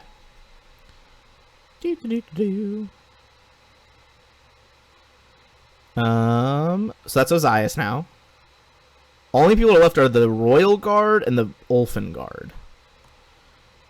Ulfen Guard are susceptible to sense motive. They are. It's just going to be So hard, but he will try. Cap 2 of them against that. Yeah, he's going to double sense motive here. Ooh. On that nat 20, I think he actually automatically gets 2 of them because that's a success. Hooray! I think his first one would be a 29. 29. 29's not a success. Ouch. Oh, yeah. Although, okay, well, actually it does say even if it's a nat 20 for this, it has to still exceed for the double. No, even with the bonuses. So he succeeds once. So Okay, so Ulfen they're- Guard is at 3. Galatas. All right. Well, I'm going to go for twice on the Elfin Guard. I'm going to be very sensitive today. So All right. +4 on that one. That is a success. Okay, now, I'll tell you right now, basically, you need a 60 to double success them, which is, I think, Oh. not 20 for you. Okay, but that should be 59 right there. And don't I have like Caden Kalen's blessing or something that I haven't No. used yet? Oh, you guys We never haven't spent that used that cadence from, like, bonus. a couple sessions ago. Yeah. What? You guys never spent. I don't think you guys ever spent that. Do you want to spend it on that? Yes. Hell yeah! That brings it up to a 61. That's a double success for the Ulfins. Ayo. So they're at 6 now, right? Hoisted by my own petard. They are at. Sorry, I just minimized it. They are at 5 out of 8. Wait, they were at No, 3. I should and have then you one got a success and Oh, and I'm sorry. I two forgot, I more. forgot to add your initial success. I was just looking at the double success. Yes, they are at 6. Coolio. Cool. Phineas, you better get that 60 cents motive. We know you can do it for perception. All right, Phineas. You already used your double last turn, right? Yeah, I did. Okay, gotcha. Let me fix Ulfengard while you decide. Yeah, I can't get a 60 sense motive on. It's meant to be very hard to influence them. Even with level 17 fucking god characters. Yeah, I'll just go ahead and I'll do them just to bring them up 1. Yeah, I mean that'll still bring them up by 1, so you guys are at 7 out of 8. Okay, that is the end of the day. Because you guys currently have control, it's the D3 reduced by 2. So basically, I'm gonna roll a D3 for each of you. If it's a 3, you lose 1. So I'm just gonna go down the line. Blaze, you lose one agent. Ozias loses none. Galatas loses none. Phineas loses none. No, I think rolling a 1 from us, for me, I should get 1 back. No.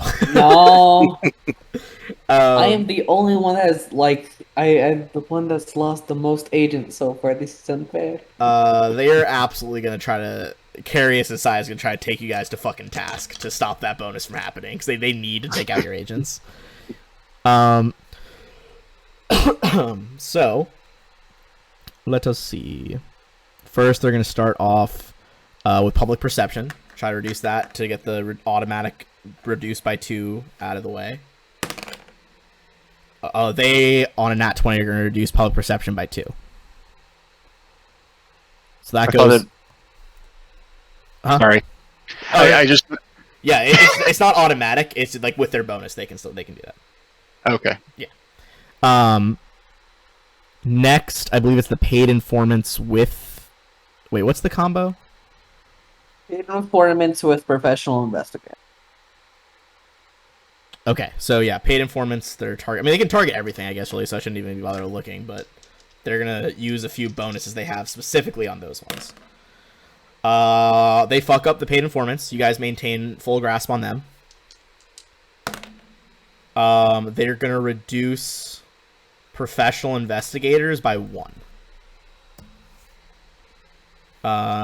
Imperial Arcanist Guild, and then Palace Servants. Arcanist Guild is reduced by 2, although that's not really, mechanically it doesn't matter as much. Palace Servant is reduced by 1. Royal Guard, you guys haven't done anything to them yet. Ulfen Guard is reduced by 1 back to 6. Much more successful round for them that time. So, Public's now at 2 out of 4. Paid informants 4 out of 4. Investigators 5 out of 6. Guild 2 out of 4. Palace Servants. Oh, I think I wrote 1 by accident. It shouldn't be 1. It should be 1 less. 4 out of 5. Yeah, it should be 4 out of 5. And then 0 and 6. Let me fix that Palace Servant one. That I typed it wrong. Okay. So this is the 3rd day. Let me just double check, see if any events are happening here. Nothing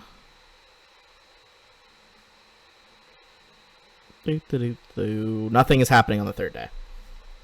Did anyone want the Tomb of Clear Thought, or can I use that? Clear That's Int, right? Int, yeah. I think it's Yeah. Give it to the Int characters. Yeah, I don't need it. Okay, so Wasn't there another tome? there was a one of Strength. Yeah, you guys got Strength 1. Alright. So at night, I'm reading the Int tome, so I should finish that today. Okay. I think did Ozias want the Strength 1, right? Didn't we already use it? No, we just got it. I think you guys just got it in that dungeon. Yeah, so I mean, Ozias is at 24 strength right now. Yeah. What the rest? Well, of let him have it because me and Valoros are dex based. Yeah. Okay. yeah, and I'm only strength based some of the time, so plus I don't need any more bonuses to strength. Give it to the mighty wall of armor. All right, I'm gonna up his strength by 2. Let's make a little note in his red book. Got a +2 to strength.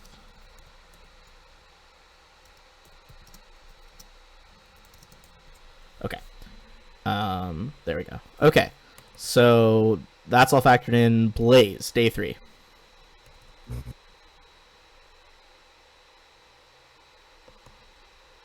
Alright. It's gonna start off with probably the professional investigators, their sense model, right? Yup. You can use sense motive on them. Okay. Yeah, that should be fine. 39. That is a success. So let's bring professionals back to 6. So at the moment, because they didn't get paid informants, so you guys are back at the reducing to 1d3 right now. Although you don't have the automatic 2 reduction right now. Ozias. Disturbance, baby. That is his assigned job. Those are his people. How many times am I gonna have to keep coming back here to you people? Guys, I know they made you a good offer, but come on. He keeps getting a 15. I think he can only fail on a nat 1 actually. Yeah, 2 is a 15, and he gets the +10. So, success. Palace goes back to 5. Hooray! Blaze, what did you succeed on? I succeeded on professional investigators. Okay. Galatas. All right, so I'm going to go after my people. Public. I like giving speeches. It's fun. Yep. Got that good oratory. Oratory for you. That is a success. What do I need for 2 successes? I'm double checking right now. Give me one sec. Just making sure I wasn't missing another. I thought there might be a third event that happens, but there is not. Okay. So you're going after the public perception. Yep. And you got a 42 on perform oratory. That is a double success, actually. All right. I mean, you guys are crushing fucking Carius right now. Get Well- wrecked, child. I've prepared for this moment. Yeah, you guys prepared one. And you can also use your second action if you want. Oh, is this... Wait, this is second round? No, but they got the servants back. Yes. So Ozias just got the servants back. So Okay. at some point during today, you guys have a bonus. Actually. Well, let's see if we can get the Elfin Guard then, too. Ayo. Okay, so that's one success for Ulfin. They're at 7 out of 8 now. Phineas.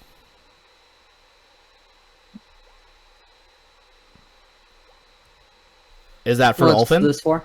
That's for the Elfin Guard. So that should. Oh, baby. 8 out of 8 on the Ulfin. Ayo. Alright, okay. What do we get, baby? Our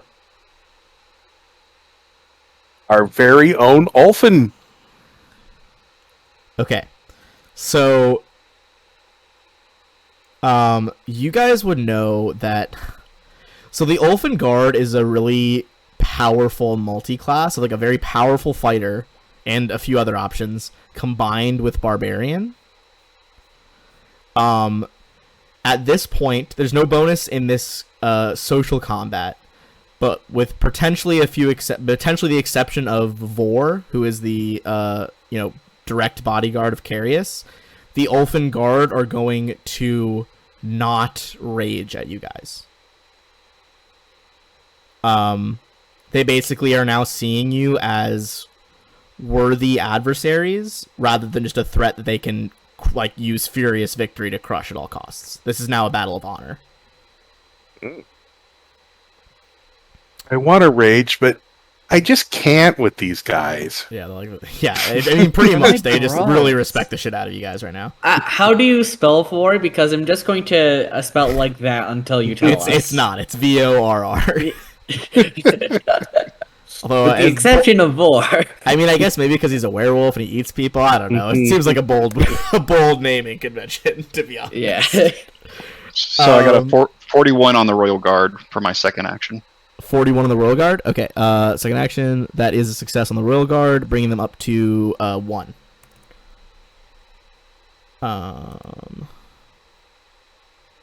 Ooh. Also, I know we're coming close to time. We can go a little bit over to try to finish this part if people have time. I don't want to force you guys. I know some of you have extra stuff to do. I'm good. I can go Yeah. for a bit. Okay. Go for a bit. All right, that's fine. I feel like if we do this, we might be able to do the next session, finish the book in one session after this. Presumably. Okay, so back to the top. This is the second round of day 3. Yes, second round of day 3. Blaze. All right. Royal Guard time. What do they need? The Royal Guard. Sorry, just while there a second. They need diplomacy, profession soldier, sense motive, or perform. Oh, sorry, knowledge nobility, or perform string or wind. Right. Gonna go in with that double diplomacy. Fair enough. Nat 20 Dang. and 59. Oh, baby. Okay, hold on. They like you. 61. Diplomacy is the I'm hardest. friendly, one. and I have no, lions. so that's a triple up in one turn. Holy fuck. Carius just may have to give up. He's like, that's you okay, guys guys. are- I'm stepping down. You guys are severely weakening the palace defenses right now. Okay. Damn, they went up to 4 they've gone from 0 out of 6 to 4 out of 6 today. Ozias, I'm gonna go to 6 out of 6. I mean, He can do sense motive, right? he can do sense motive. I don't know if he's gonna succeed with the Royal Guard though. He's gonna do it twice, baby. He does get it twice. That's not a success. That is one success. All right, so Royal Guard is now at 5 out of 6. All right. Galatus sweeps in to finish him Yeah, off. Galtus. Kill Sealer. All right, that's 6 out of 6. Currently, right now, I believe, except for the guild, you guys are maxed out on everybody else. Oh yeah, I forgot about the guild. Oh, but you guys haven't heard these bonuses so far. So basically, as long as you guys aren't friends with them, the Palace and Ulfin Guards get a bunch of bonuses to fight you guys.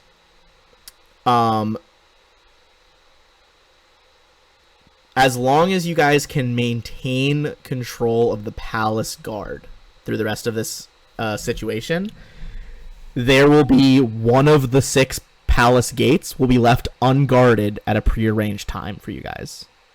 Heyo. Yeah, so that might be one to keep maintained. Okay, Galatus. Oh, you just went. Phineas. You're an arcanist, right? I Shoot a am. couple there. But I also have a level in divine casting, so So So Melts it's out. just does that even out to a -3 then from your classes? well, I don't. I'm not a nature caster. Oh, that's true. So it just evens out. Perfect. Yeah.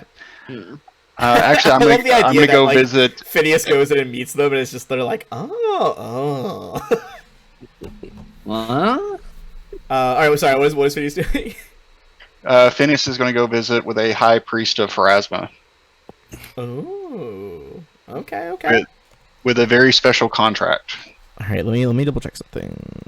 I believe there actually is a high priest of Pharasma in this city. Bum.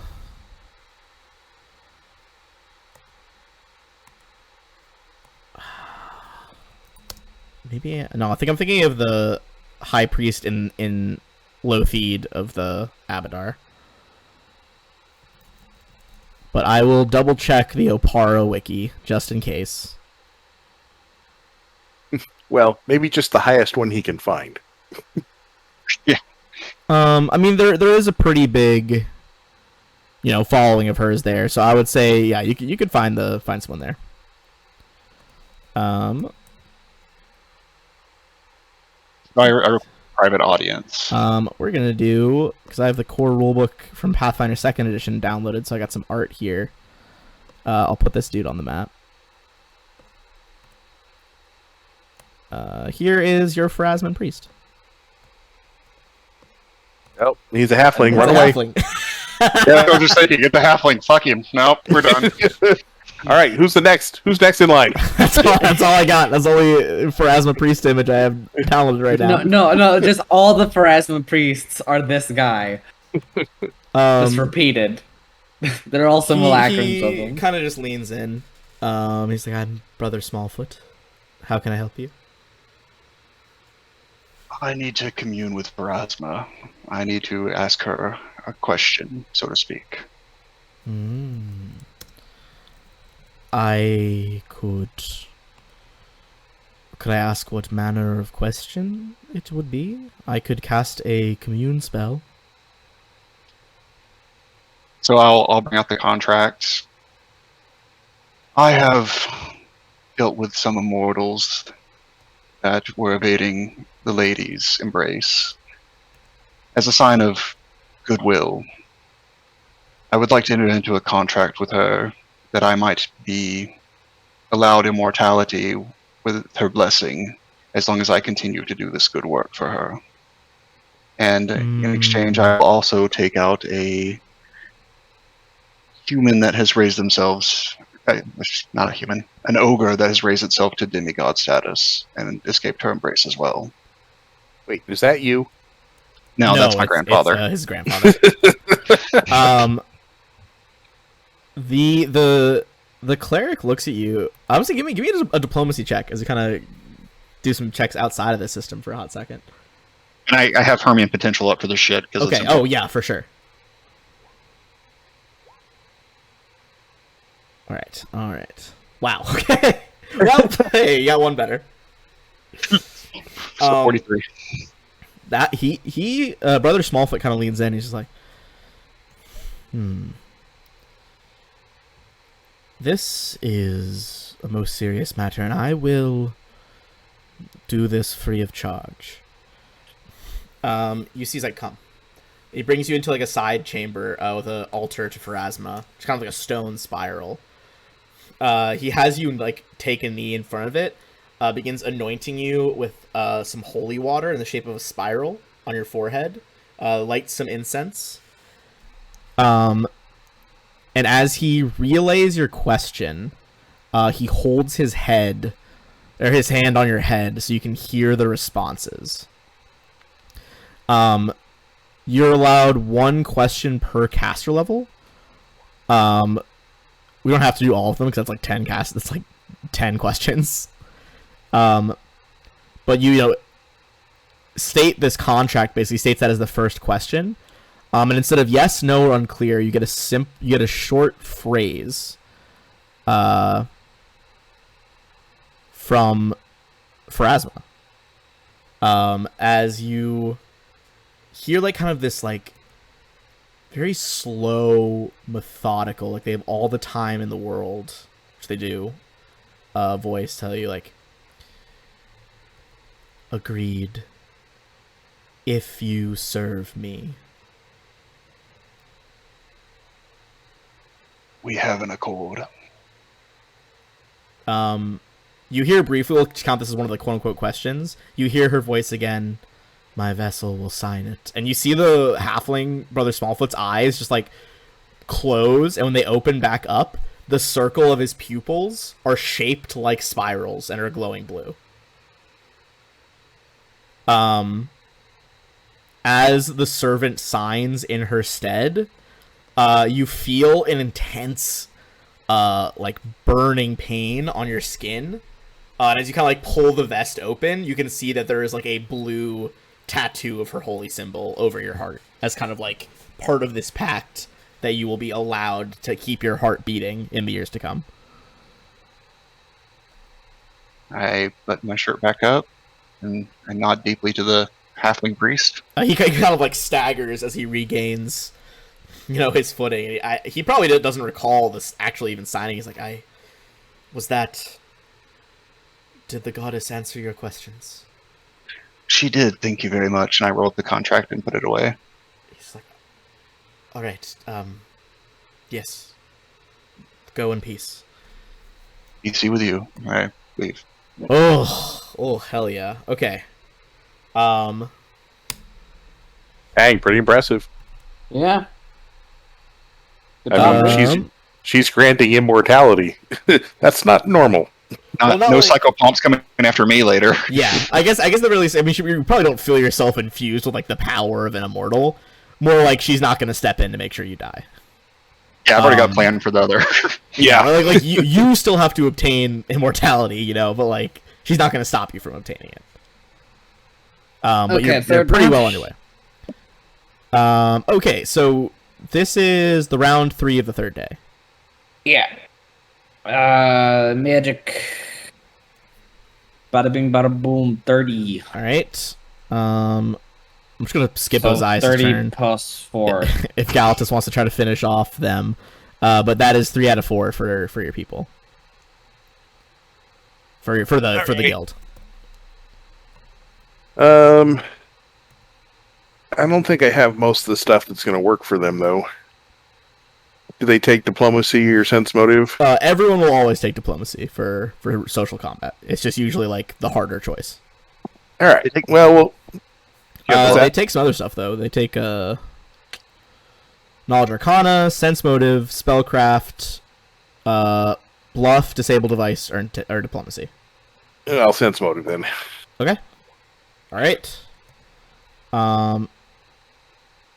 That's 4 out of 4. Hooray! We did it. We won.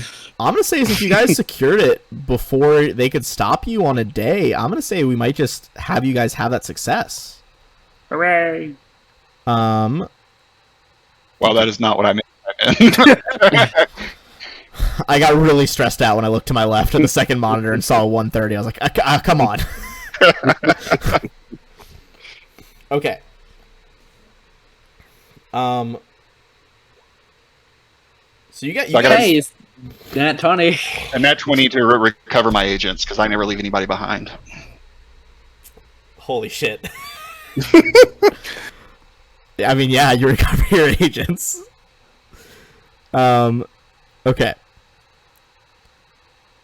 So you guys are pretty much ready for Coronation Day. You guys would know you'd probably want to go in, the night before at least.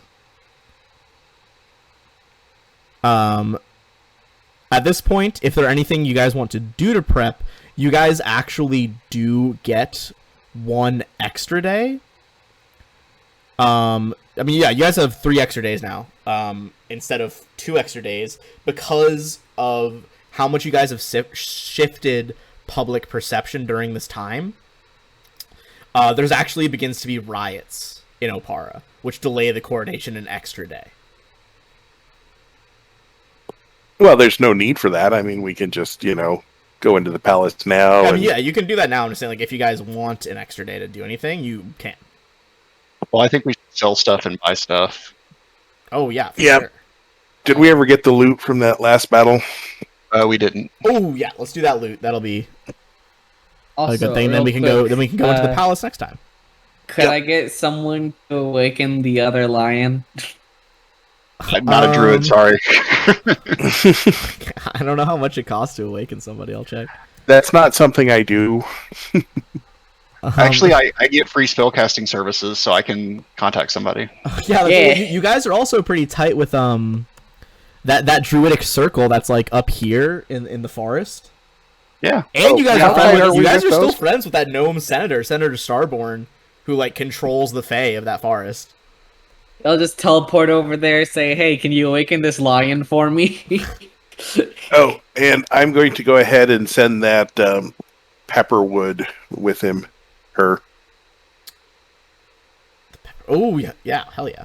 Well, first of all, I think they would absolutely agree to awaken it, providing you pay for the herbs and oils, which is 2,000.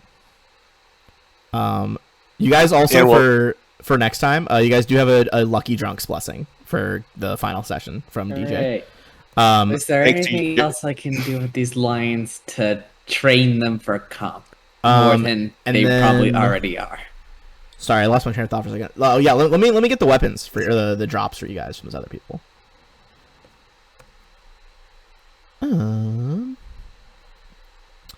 Okay, let's start with Count Barnaby Goom. I really want that sword. It's a cool sword. I can dual wield. Yeah. So there's no actual stat block for this, but mainly because I flavored it. It was kind of something he conjured, but I flavored it as a real sword. This sword is called Crystal. It is a long sword that deals longsword damage, but also adds force damage. You can also make a ranged touch attack with it. And if it hits, it does 3d6 force damage and has a chance to blind them.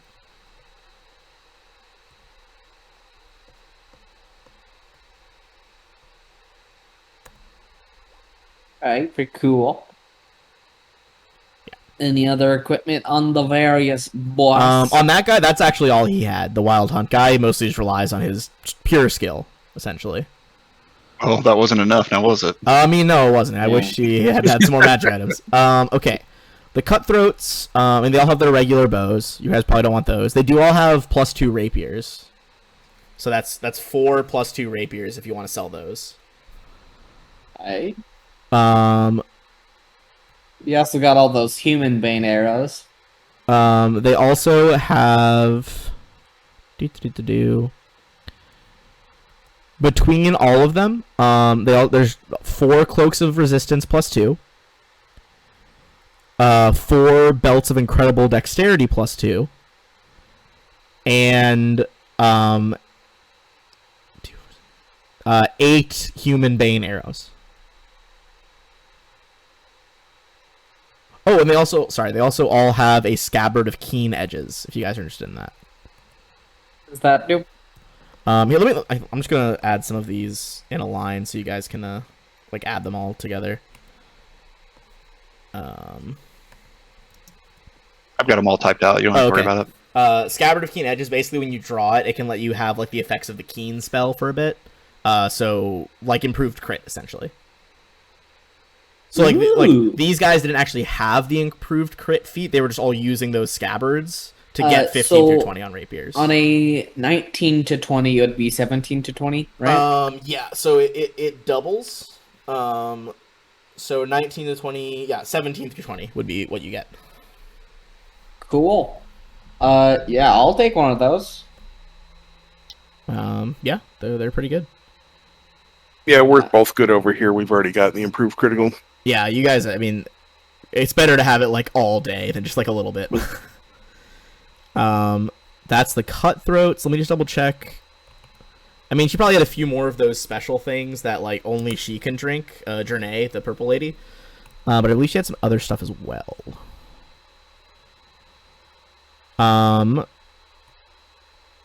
She had a +2 quarterstaff.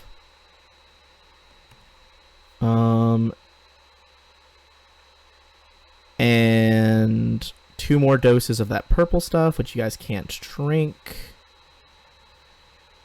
Who says we can't drink it, huh? Is it I mean, only for 3A? It's not poisonous. It just won't do anything, basically. But who says we can't sell it to the Alchemist Guild? I mean, hey, if you want to, I mean, I guess, yeah, you could probably convince some of them to buy it. There's 2 doses of Merope, I think is how you pronounce it. It's literally spelled like me-rope, but that can't be how it's pronounced. I refuse to believe that. Me-rope. That's all she actually has. I'm pretty sure though. it's Mirup. Mirup? I can see that. I can see that pronunciation. Okay. Yeah, I mean, so next time you guys are going to be able to go into the palace itself. Is there anything else you guys are looking to do before then? Oh, so you do bring Wasilka back. Do we? We do, because I keep my promises. Yeah, okay. That's why you keep me around, is because I keep promises. That's true. Let's see, is there any more preparations I could do with, like, the various lions and stuff? She, like, can't believe it. She's like, you actually brought me back. Thank you. She's like, she, like, full prostrates herself and, like, bows to the ground, like, forehead touches the ground. I'm sorry that it took, like, a good 4 to 6 business days, but It's we okay. did. I just suffered in hell for a bit. All right. Now you're going to go into the palace first to kind of scout for us. Holy shit. That's so wrong. I give a barely imperceptible nod on my head now. You don't have to do that. Dude, that would be, imagine like being in this world and being brought back from hell only to be told, oh hey, we need you to break into one of the most fortified buildings, not just in the country, but on the continent. Be like getting brought back in real life, like, oh hey, can you go break into the Pentagon for us? Like, fuck that. Hey, I have a question for Wasilka? Lion. Huh? For the Grisantian lion. Oh, The lions. okay. Yeah, the lions that I got. Okay. I want to see what I can do with them. I want to see what Buttercup and Clover can do. Ah, you what did you call me? Oh, would you have another preferred name? I just kind of had those as like placeholders. I am Ulthrak the lion. And you? I gonna talk to the other one that doesn't. Oh, the have other a one just crown. like growls. It's not I also you're awakened it. him. Yeah. God damn it. Hold on, let's get their I picture up. want just so we my can friends. picture something while we're talking to them.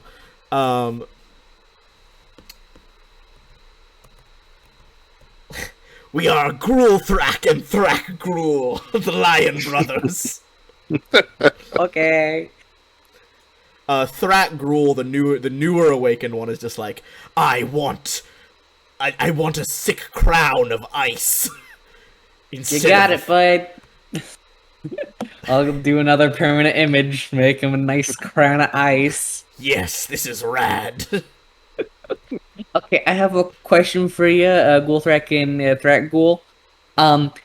So in a couple of days, me and my other buds, we're going to go be killing a couple dudes in someone's head. Would you be willing to come out and tear some flesh, rend some bone, and stuff with us? I don't know. Who would we be rending? So. Do we have names for these guys? For the lions, yeah, they're Gruul Thrak and Thrak Gruul. No. For Well, the the legends in the head. Oh, no, you don't know who the legends are yet. I don't think the journal even made mention of them. Blaze. Blaze. Pretenders to their throne. Pretenders to their throne, and while they were pretending, they were horrible tyrants. What? Yeah, some real bad guys. We were fathered by Grograsant, the sacred lion, which you guys remember is like someone Taldaris got the respect of. I don't know if you guys can see this character sheet when I sent it to you. This is Grograsant. You can see he has like a 6-eyed lion that is huge size. He is a mythic creature. He's CR 16 mythic rank 6. Oh my! Just this crazy ass line. There's like, if this whelp desecrates the line that has been blessed by Grograsant himself, then we will have no choice but to interfere. Sounds good. Would you guys like any equipment, or are just your claws good? Our claws will rend the flesh from bone.